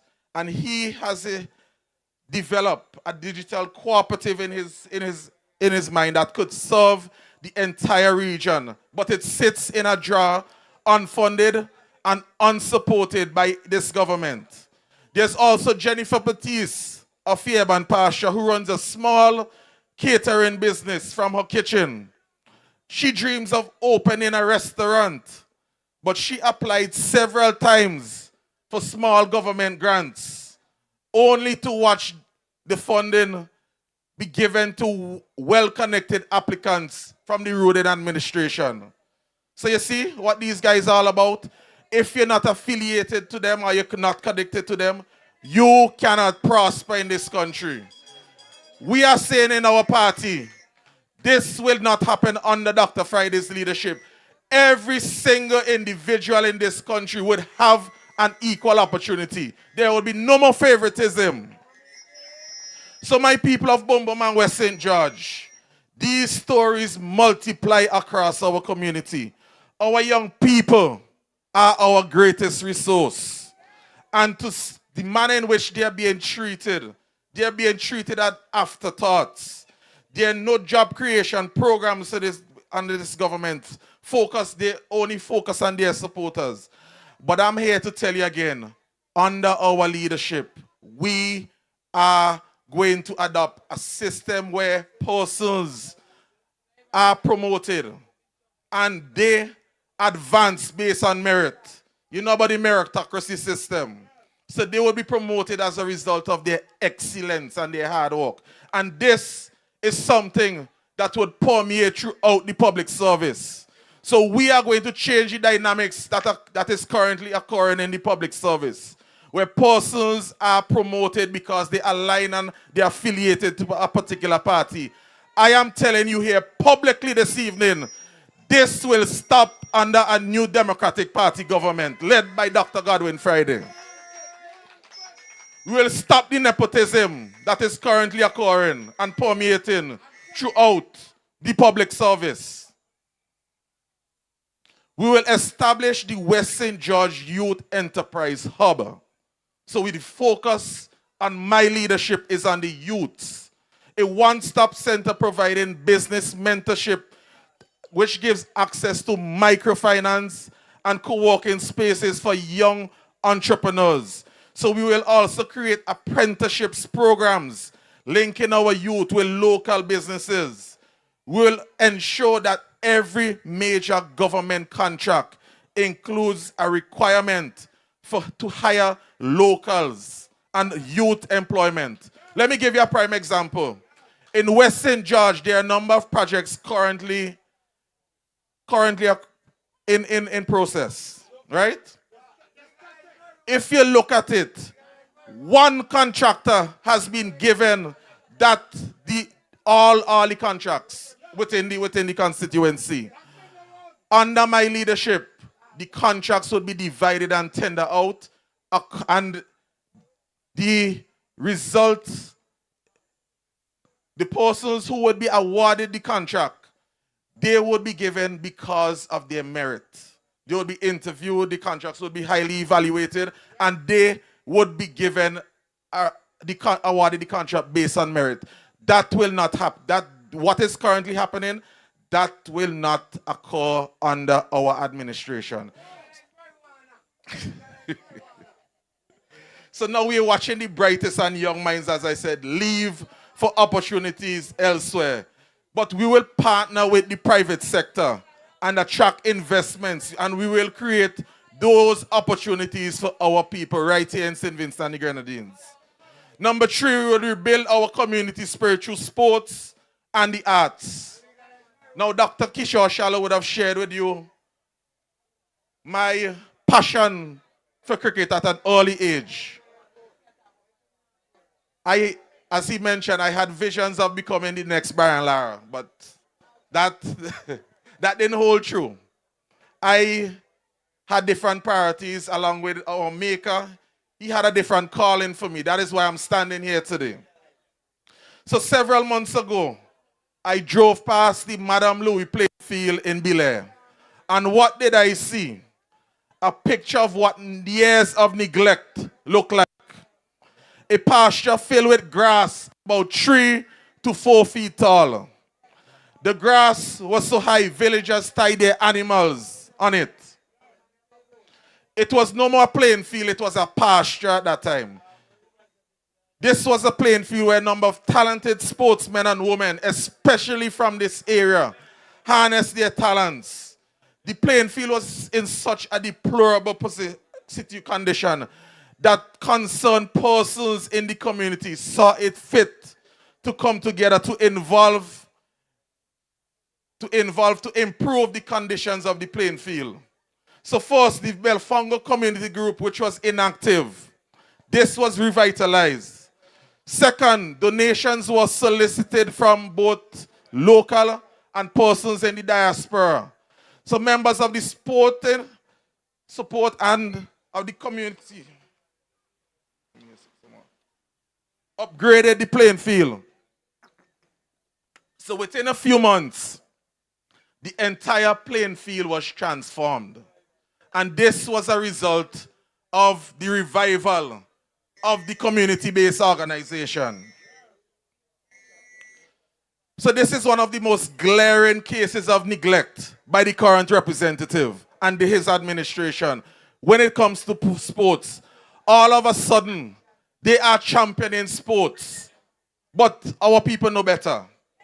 But we see in our party, we see the potential that sports has for our people. Now I tell you something. These people are 25 years behind when it comes to sports. There are no sporting facilities for the people of Boom Boom. I know you've been promised it time and time again. And to make matters worse, this current administration, as I said, year go, year come, every election cycle, promises, but they have failed to deliver. So let me ask you something.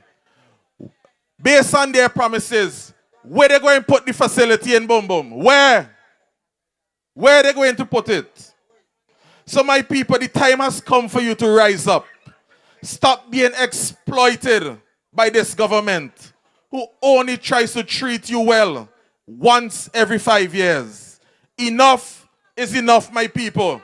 And this stops right now here. So under the New Democratic Party, sports will be a priority and a necessity for our people, not an accessory under this current administration. So we plan to upgrade all sporting facilities in St. Vincent and the Grenadines, and that includes lighting these facilities. Now on the topic of lights, the people of Daphne and surrounding areas have been promised lights, that particular playing field would be lighted since how long? Recently, the current representative pledged that he delivers. He pledged that the facility would be lighted when I had my opening on May the 5th. At the end of the cricket, when the cricket opened, at the end of the cricket, that facility has not been lighted. And they're playing football there again, and still no lights. How could this man say he delivers? Really and truly.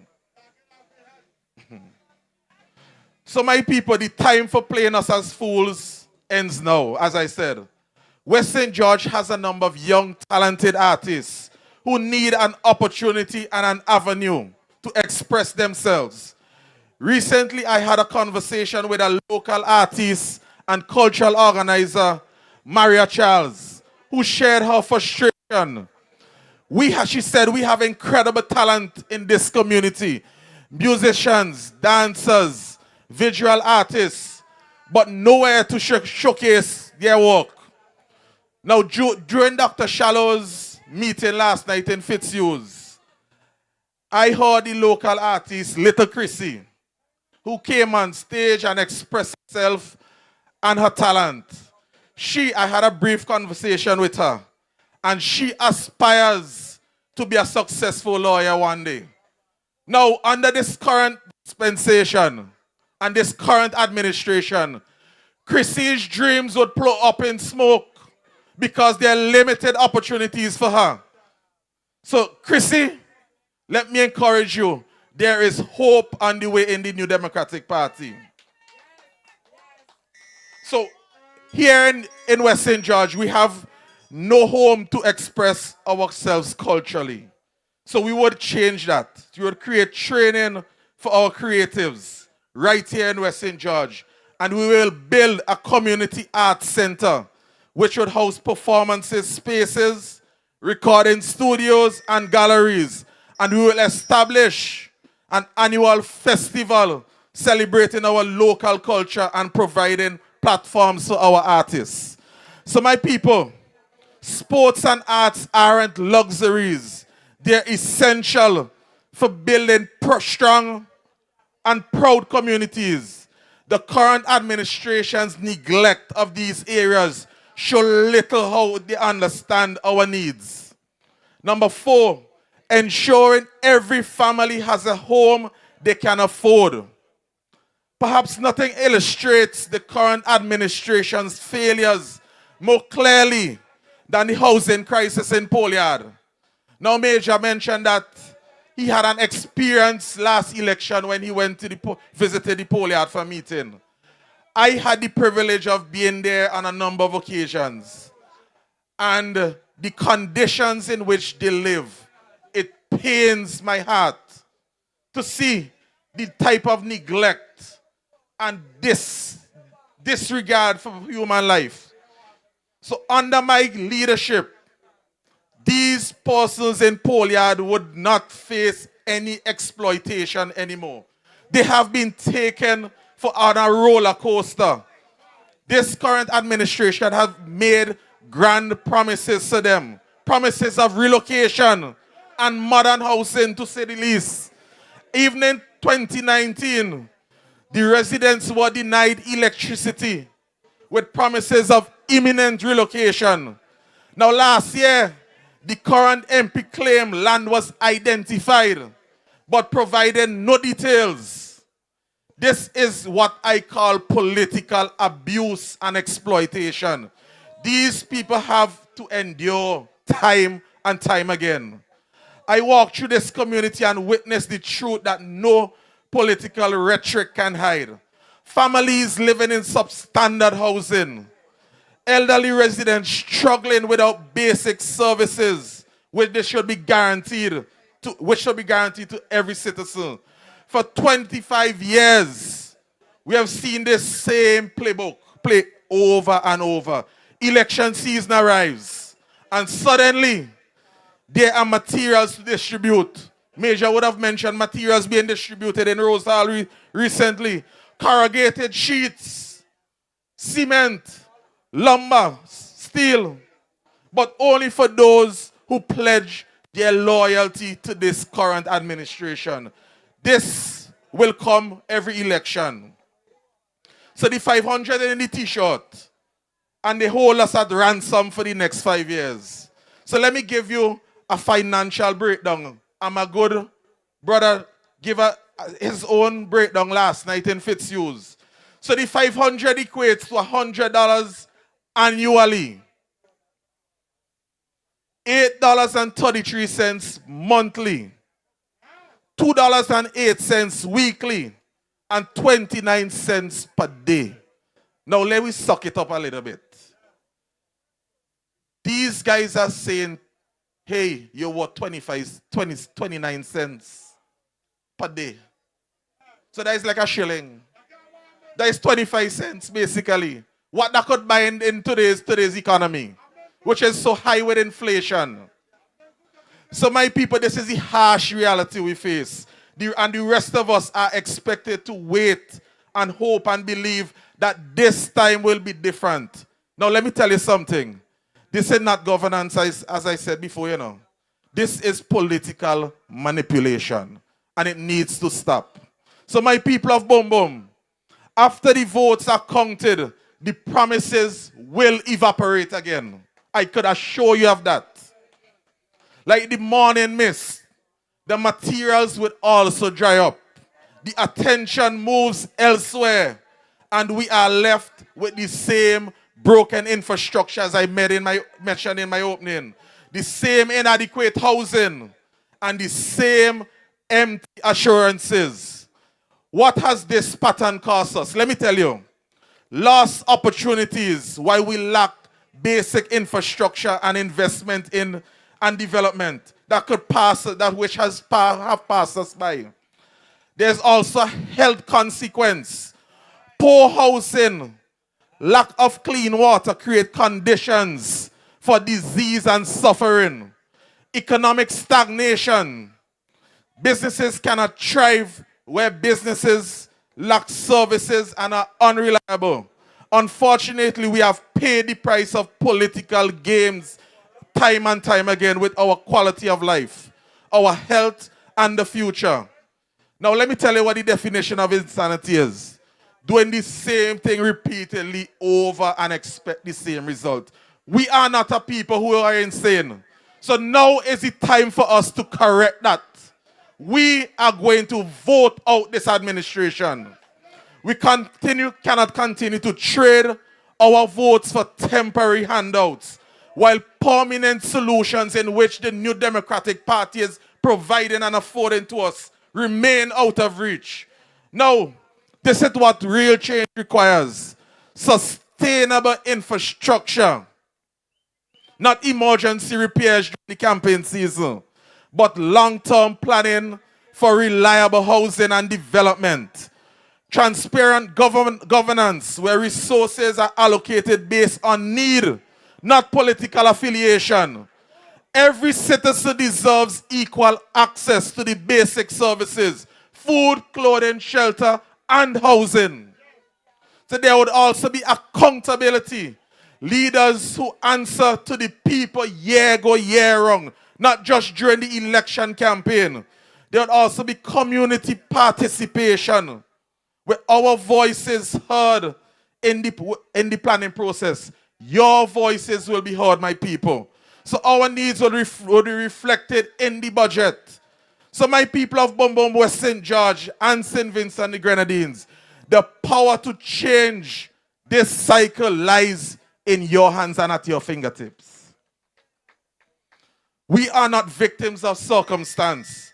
We are citizens with the right to demand better. This election, let us think beyond the immediate gratification. When we get the lumber, it all go well and good. When they get the $500, it all good. The initial taste of it. Let us look beyond that, the immediate gratification of the materials. But let us ask ourselves the hard question. How will we break the cycle of political favoritism in resource distribution?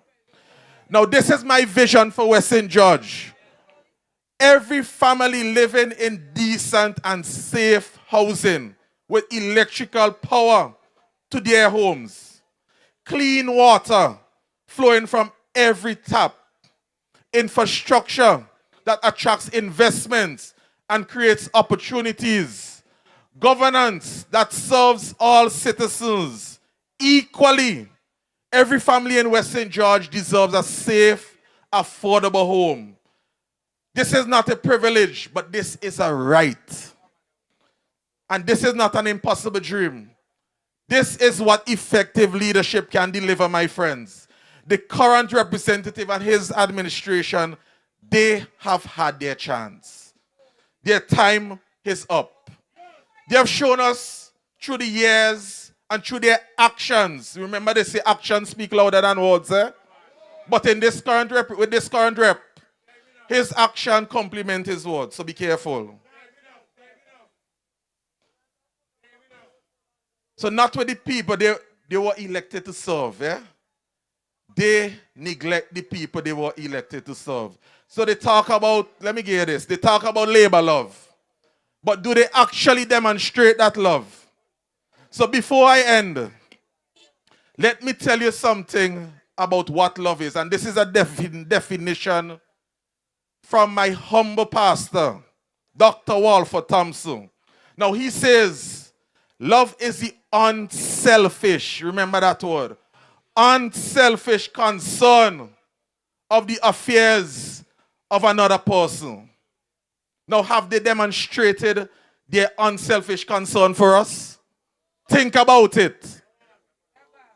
So let us compare this so-called labor love and which has been demonstrated. Look at this wicked vaccine mandate from this administration. Would you call that love? Singling out persons in various communities for help and assistance because of their party affiliation. Would you consider that love too? Is sidelining persons and threatening them like the baby Gonzales has demonstrated. Is that love? Now let me tell you something. Their love is fake. It is counterfeit. And it is a so-called love. And it's time to transition from the so-called labor love into Cupid cares. And NDP also cares.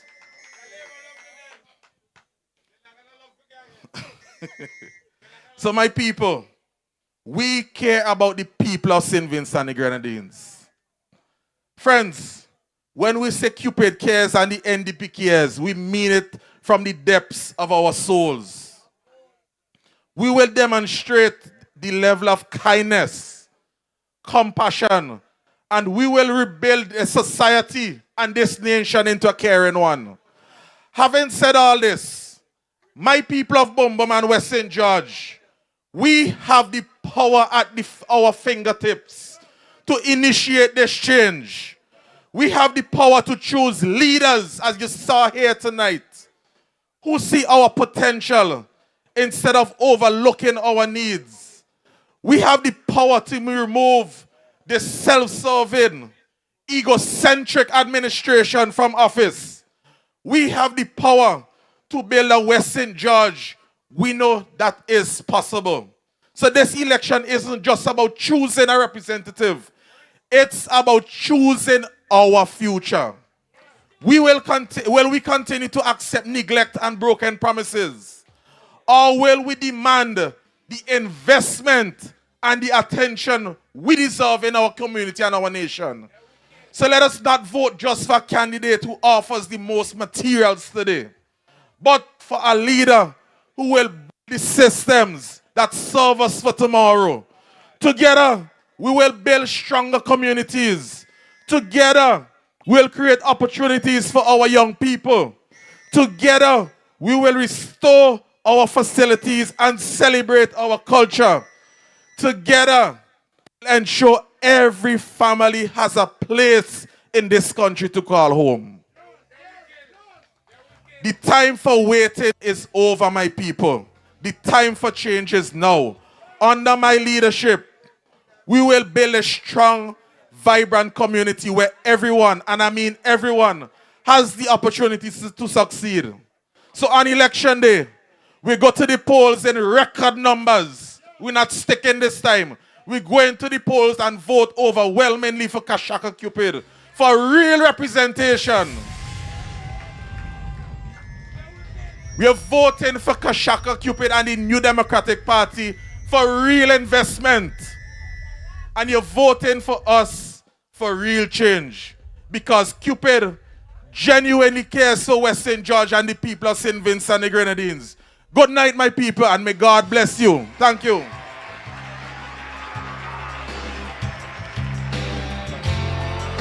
Play the tune, the fugitive. Play the tune for them. It must have been love, but what? But what? Tell them you ain't want that kind of lovely. No, no. Tune for them tonight. Boom, boom. All right, fugitive. Pull up, pull up, pull up, pull up, pull up. You ain't gonna make nobody. We don't want that kind of love from them. After 20-something years, you going to wait till all of a sudden now to come and try and show people that you love them. What happened for the last 25 years? What happened to the last 25 years? It must have been good, but what? Tell them go with that. Tell them we ain't want that kind of man who love them. No, please. No, please. Listen to me. When you go to the polls, a vote for KASHAKA Cupid is a vote for the future of St. Vincent and the Grenadines. A vote for KASHAKA Cupid is a vote to ensure that the next man coming to this stage becomes the Prime Minister of St. Vincent and the Grenadines, to give you the type of leadership that you deserve, that we all deserve. Make some noise and welcome the next Prime Minister, Dr. the Honorable Godwin Friday.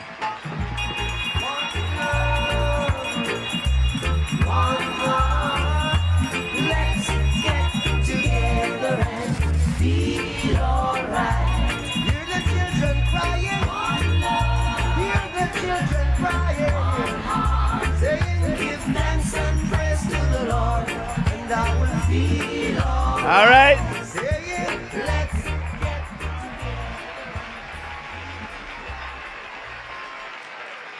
All right, well, good evening, everybody. Yeah, let me follow the protocol. And then by that I mean I say in Upper Cane Hall. And for all my colleagues who came out here this evening to support our brother, KASHAKA.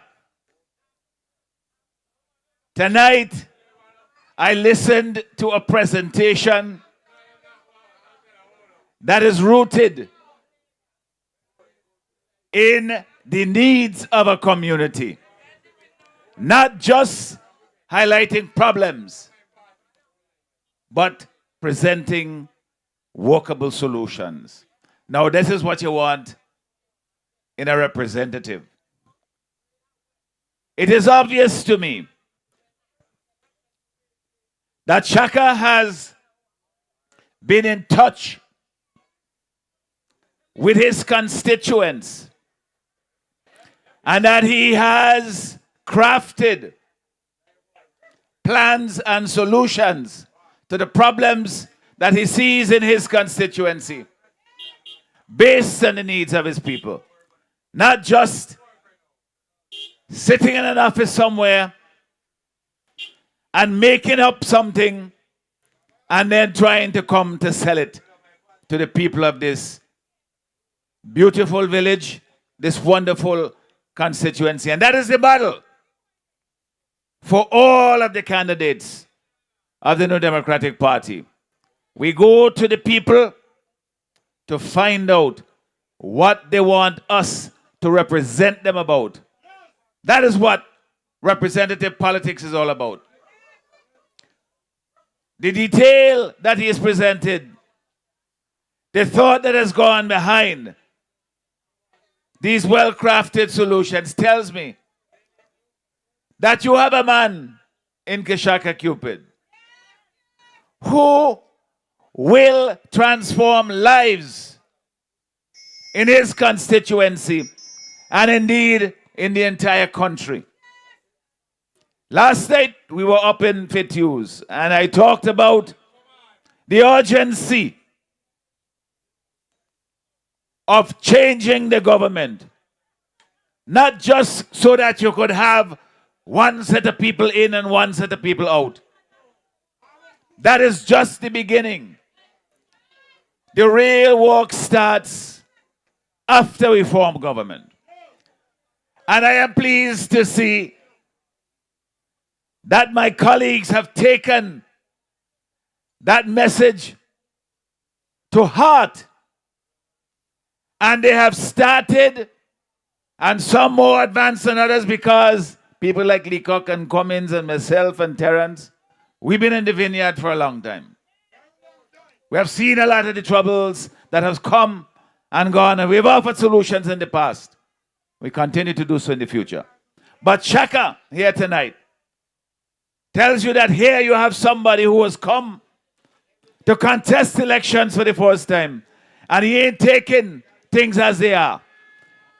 He is not just presenting things that he has seen in the way they have been done in the past. Here you have creativity and you have passion and commitment. My brother, I am so proud to have you as a member of my team. I am so delighted to know that I have a capable, a competent young man who I can say, go out and do your thing for your community. Go out and do what you can to make life better for the people in this constituency. And I know he will not fail you. And this is why, my dear people, when we come to that fateful day, when we must make a decision about not just the next 5 years, when you vote in the next election, remember this. Remember this. You're casting a decision that is going to affect you and your children, not just for the next 5 years. It's going to be for a generation to come. Because the next general election is our next best chance to bring change in this country. We must not let it pass. If we do that, then we are condemning our children and future generations to what we have now that passes for good governance. You have people who are very good at talking. They are very good at propaganda. They can tell you that 7 is more than 10. They can lie sometimes. And they can hold on to power. But they have not used that to make life better for the people. After 25 years, you have communities where the covered roads have got returned to dirt. You have unemployment amongst our young people, the highest it has been. You have crime all across the country, especially violent crime. We have crime against women, and there is not a peep from the government about how they are going to deal with this terrible scourge on our country. You look around you, you see the evidence of decay in various communities. Even in Kingstown, our capital city, you look around you and you see it is as though the place has been abandoned for years. There seems to be little hope amongst the young people, amongst the farmers, because you have in the Minister of Agriculture somebody who just plays games with the farmers. The fisher folk who have seen this government promise them years and years about things saying that they have $5 million or $10 million you could come and borrow. And when you go borrow, they're asking you to give your firstborn and to give your land and to give blood before you can get loan. That's how hard it is. We have to make things better for ordinary people. It's not everybody could come up with a fancy spreadsheet of income, and you have all kind of plans and so forth to satisfy a bank, and then you go and you're getting an interest rate at 10 and 12%. Put you in poverty. We have said that we are going to focus on the ordinary people. Shaka has demonstrated that here tonight in great detail because he's looking out for his community. He is looking around and saying, what can I do to make life better for people? It ain't that complicated, you know. If you're going to serve people, you have to ask yourself, how can I make life better for the people in my constituency, in my country? That is a task that we have set out on. So when you hear me talking, as Leacock said earlier, that we have the 4 pillars of the economy we're going to develop, that we have the 5 priorities that you've told us that you want us to address, it comes down to one thing. It comes down to making life better for people. You can't put bread on your table unless you get work. If you have a job and the job ain't paying you well, then you can't take care of your family properly. So when we talk about improving the economy and building the productive sectors, that is what we're talking about. To enable people to be able to look after themselves. They don't have to come to any politician genuflecting, cup in hand, begging, and then surrendering their dignity and their independence to somebody who should be serving you. When they flip it around and make you want to serve them. We have to change that. Now when I talk about, Shaka said something earlier this evening, which I think it needs a little more emphasis. And my stamp of approval, if you like, on it. You had heard me say, we promised this in the last general election, that as government, when you have contractors who provide service, or business places, individuals who provide service for government, that most of these contracts or most of these services, they are ordinary transactions. Today you have to wait, you never know when you're going to get paid. You do some work for government, when you're putting in a building, you build a bridge and something, you're supposed to get paid. You're carrying overdraft in the bank, and they're paying you when they feel like. Well, I have said this, that we have a commitment that we have given to persons who provide services to the government, that you will be paid within 28 days. In the same way, when your VINLEC bill comes due at the end of the month, your phone bill comes due at the end of the month, your salary, your workers have to get paid at the end of the month, you got to pay rent at the end of the month. Well, how I could pay you in the middle of the month? We have to pay you when your bills come due as well, so that everybody benefits, so that people can reinvest in their businesses, so that they can continue to operate. I will go further than that. We have just down the road here, they're building a hospital. We have no problem with the hospital. We support it in the parliament, even though the loan is expensive. We borrow $125 million from the Export-Import Bank of Taiwan at over 6% interest. That is high. But the hospital that we have now is not serving people. It's killing people. The services that we should expect as citizens of this country, we don't get. So we said, all right, the cost is high, but we need to do it. And they have neglected it for so long that is why we have to pay a little extra for it now.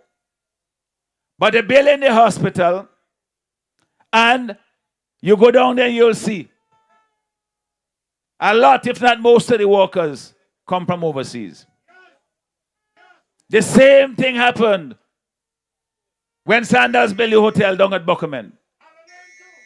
So we have a situation where the jobs are coming to the country, but instead of we giving our people the opportunity to do them, we're bringing the workers in to do the work too. And there's always some excuse, some expedient excuse. Oh, we need to get it done quickly. We need to do this, we need to do that. Or we don't have the training. Well, after 25 years, they can't say that because that is a problem that they have created. So they ain't going to say that. They will want to call people lazy and good for nothing and they ain't want to work. But that ain't true. The truth of the matter is we are being squeezed out at every turn in our country. Whether it's in doing business, the fisher folk. You have foreign companies, they're Caribbean, but you're giving concessions for them to compete against our own local people.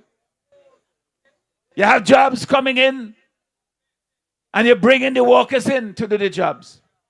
Well, I'll tell you this. We will make a pledge, and I'm making it now to the people of this country, that especially when it comes to government work, the people who get priority are the people here in St. Vincent and the Grenadines. And we will ensure that that is done when you have government contracts. And we will make it so that the private sector companies as well, when they're doing private work, that they must justify. It can't be just a matter of convenience or that the people are coming to work for less so they could suppress the wages here in the country. We are already the lowest wages in the Caribbean. So why you want to have foreign workers come and compete and push the wages down for our people? Come on. Having a country must mean something. Being a citizen of this country must mean that it looks out for me first. And we're just saying that we're not going to have relations with our Caribbean brothers and sisters. We're part of CARICOM, we're part of the OECS. But beyond those broad frameworks, as a government, I am elected to serve the people of my country, and I will make that be felt in the policies and the actions that I take in government. That is what we have to do. So, they will tell you now, election coming. Last night, somebody put it well. I think it was Adonis Charles when he spoke. He said they're coming around and they're patching all the holes in the road. They're fixing drains. And they're coming, they're going to light playing fields now.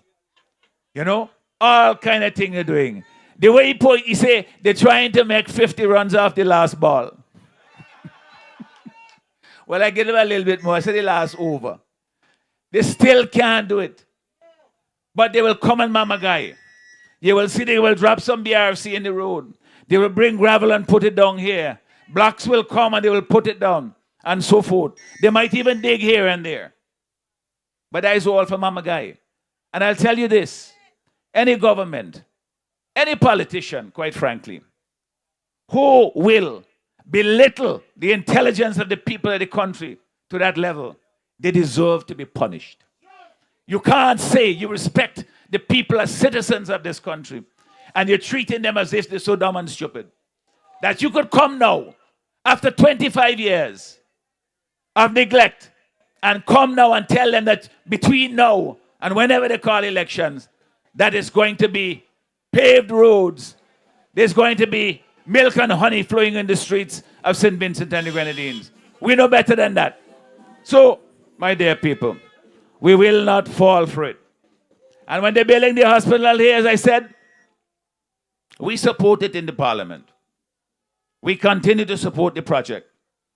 So you don't have to vote for them for that. I will finish it. I tell you that. And I'm going to finish it without any corruption. We're going to finish it efficiently. And we're going to make sure that the people who it is intended to serve are able to have access to it. And we have other plans for healthcare, but you'll hear me talk about them some other time. They're talking about the port in Kingston. Look how we build. Biggest port ever. It's the biggest hole in the port ever too. But I tell you, we supported that in the parliament too. We didn't support them when they come last time and said they want more money. Because we said, you have not demonstrated you have used the money properly. You have not come transparently and tell us what this big hole is doing in the port and how we can have the confidence that you're just not covering it up, papering it over till election, and then afterwards, all hell break loose. So we say we want a tour of the facility. I hear they buy new lock and chain to say keep the NDP out.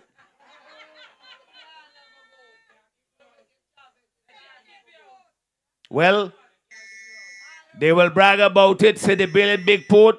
I tell you this, don't vote for them for that, because I will finish it.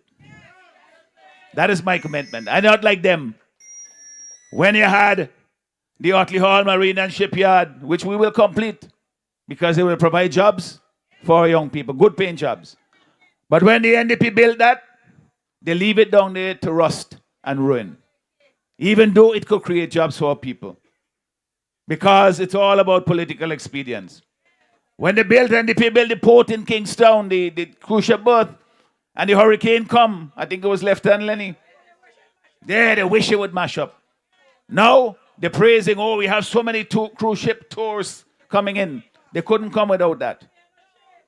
So, I know how hard people in this country work for their money, how heavily that they are taxed, and that the things that they're building, all these big projects they're building, is we have to pay for them. So I have to look out for that. I have to make sure that the people's investment is taken care of, that we make the best use of it possible. And I will do that. But here is the other thing. As I say, election coming, and they will come with all them fix-it plans. But more than that, they will come with goodies. Like Santa Claus, they will come bearing gifts. They will come into your yard. You ain't see them in 4 years. You must ask them, where you been all the time? All the time. Where you been all the time? You're coming now, like Santa Claus, to bring things. But here, this is the other part. Everything that you get from them is not theirs. They will not take a cent out of their pocket to give to you. That is your money. So whenever you get something, make sure you take good care of it. That you use it wisely. It's your money. After the election, if by some, let me not go that part. It ain't gonna happen. No matter what happens, the money that they spend to build, to buy all the lumber and galvanize, another boat coming every week, that they're sharing out is your money. And you will have to pay for it after the election. So use the things you get wisely. Take care of it, because it is yours. Well, that's the other thing. That is the other thing. You hear my brother Shaka? He talked about building an economy. He talked about his constituency, but we will scale that up for the entire country. We creating an economy that works for all of us, not just for some of us. Right now, you have a situation in this country where some people are getting fat. Well, they're eating already, and they're eating again. And then you have ordinary folk. A lot of people are left out.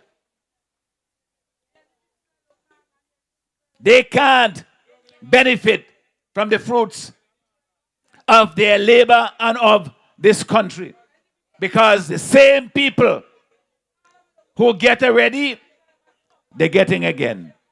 And they are so shameless about it.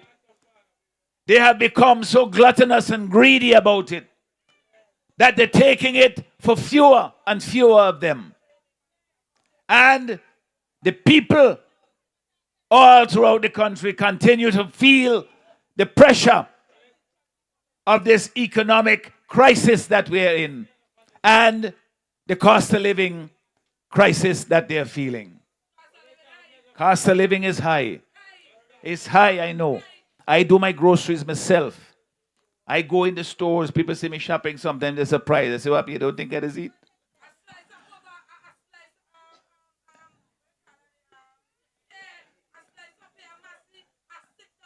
Well, there you go. And the thing is, you go one day, and the price is something else. 2 weeks later, it gone up. So we know the situation. And I see the hardship is causing on people. So we're looking for solutions to that. But I'll tell you what we will do. We will reduce the VAT. I've told you that. From 16% to 13%.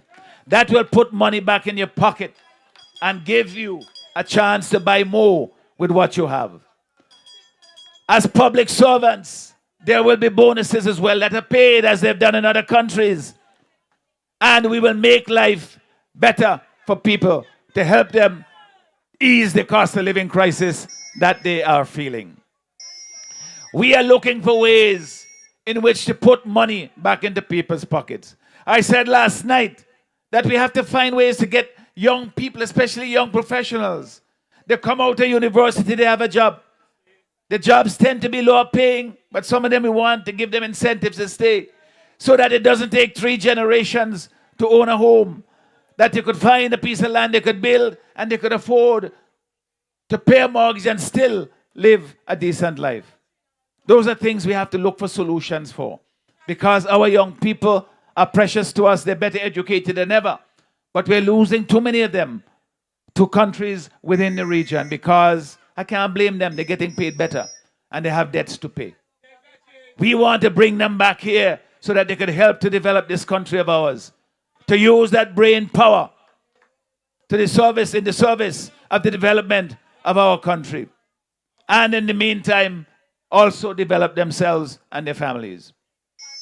So we will also look for ways to make the civil servants who help us create the conditions for the development of our country, that they also can have more incentives to do their work better and to stay in the service. So we will look at things like the concessions that are given for vehicles, for example. The categories of persons who get those concessions can be widened so that more public servants will benefit. We will look at things like retirement pension, at persons who are here in the service and they can't make it 33 and 30 years or whatever, to find a way in which perhaps to give a prorated part of the pension so that they can leave and do something else if they choose to do so. These are things that we haven't really properly explored as a country. But we are, in the New Democratic Party, we're thinking outside the box. We want to find ways in which we can generate political, economic activity in our country. We want to make ways in which people can feel liberated so they can invest, that they can feel that there's hope in St. Vincent and the Grenadines. We don't have that now. That is why I'm here tonight. That is why my colleagues, we go to all corners of this country. And it's not just the public meetings. We do it in what we call them walkabouts. We go in communities. We walk in people's homes. Most of the times people are kind and they are inviting and welcoming. Sometimes you have to be a little bit more persuasive, but that's all right because we are all one people. We are all trying to find the same thing, which is a better life in St. Vincent and the Grenadines. We believe we have the plan to do it. We have talked about the 4 pillars of the economy that we will develop. We have talked about the 5 priorities, that is to say, to deal with the joblessness, to create jobs, to create better paying jobs, to have an economy that works for all of us, to have a healthcare system that we can trust. It should not be a situation where you go to the hospital and the doctor is sending you, as the story that my colleague Cummings told last night in Fitzhughes. They're sending the person to go see a private doctor instead of the public system providing assistance to the person. We have to change that. Healthcare should not be just for those who can afford it. Healthcare is a human right, and we must create a system in our country that everybody has access to basic healthcare in St. Vincent and the Grenadines. That is the vision of the New Democratic Party, and we will get it done. We will get it done. We have plans in progress to do it. When somebody tell you that we can't afford to have a national health insurance service because it's too expensive, they're telling you otherwise, is that when people get sick, then they should die. Because people don't get sick based on how much money they have. They don't get sick because they have health insurance. They get sick because we are all human and our bodies are frail. So if somebody tell you you can't afford that, what they are saying is that each man for himself. If you get sick, you can look after yourself, fine. If you can't, then you die. I don't want to consign the people of this country to death and suffering simply because they don't have the means to fly out and go somewhere to let attendance, or they can't go see private doctor. The public system must be able to meet that need. That is the vision that we have for healthcare. So my dear people, we have a lot of work to do. We have been toiling. You know, Leacock talked earlier about some of the sacrifices that we have made, of the hard work that we have put in. You know, to be honest, I don't mind. For me, it's not a matter of what is good for me. I do it because I want to see something better for my country. I feel that I am blessed. I have been given some talents. I have had a good education in this country. I've had a good life in this country. I know what St. Vincent and the Grenadines is capable of. And I want to be able to empower our citizens to make life better for themselves as well. So we have been traversing the country. We have been doing this for quite some time, some of us. But we will not get tired. We will not in any way be discouraged. We will not lose hope. Our faith, St. Vincent and the Grenadines, is too important and precious to all of us for us to take any other course. We will continue to do the work to bring change to this country. And then when we do so at the next general election, we start the hard work of transforming this country for all of us. I am looking forward to that task. I have put in place a team that can deliver and will deliver on day one after the election. We have put plans in place that we can deliver to improve life for people in this country. They are practical, they are doable, and they will make life easier, provide more opportunities for the young people. I want to just say one thing, because I heard Shaka talking about it too. There's so much possibility, you know. We have to make them feel that there's limitless possibilities for their own talents. If you don't want to do a certain type of job, you want to do information technology, we create a hub, an incubation or innovation hub that helps those young people to be able to see how far their ideas can go. And I believe that a good idea can come as much from St. Vincent and the Grenadines as from any other country in the world. What it needs is the infrastructure. What we need is the enabling environment to allow that idea to go forward. And we will create that in the New Democratic Party, St. Vincent and the Grenadines. And the young people have a lot to look forward. Dr. Shala talk about sports and all of that. We will talk more about them. But again, these are for young people. So my dear people, we have put together the team. We have the plan. The final component of us getting to where we need to go to transform this country is you, the people. Everybody. I don't want to hear people complaining and then say they're not going to do anything about it. What's the point of that? We are dissatisfied with what is happening, so let's do something about it.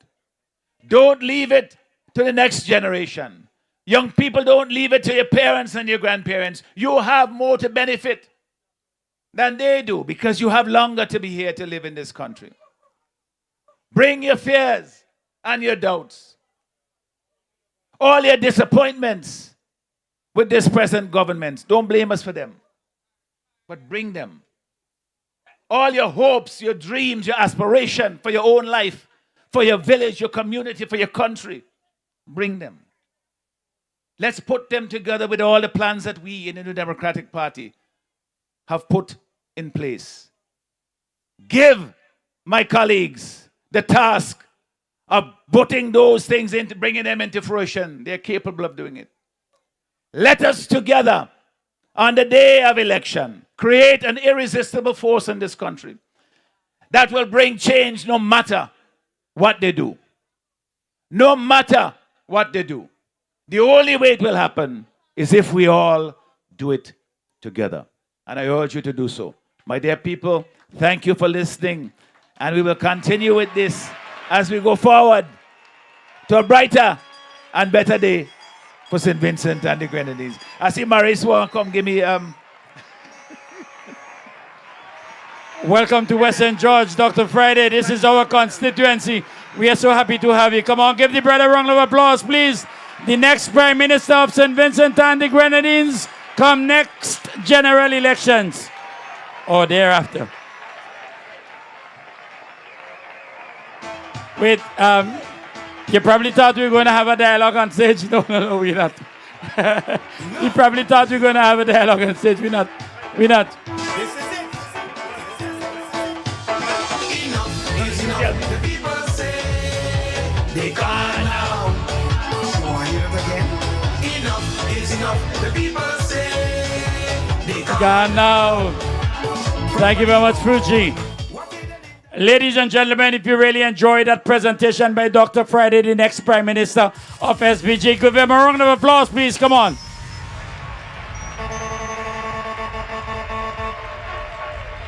Are you ready for the New Democratic Party to govern St. Vincent and the Grenadines? This can only happen if you register and go out to vote on election day. Please, once you're 18 years and over, please go and get registered so that all of us will be all part of the victory right after the next general elections.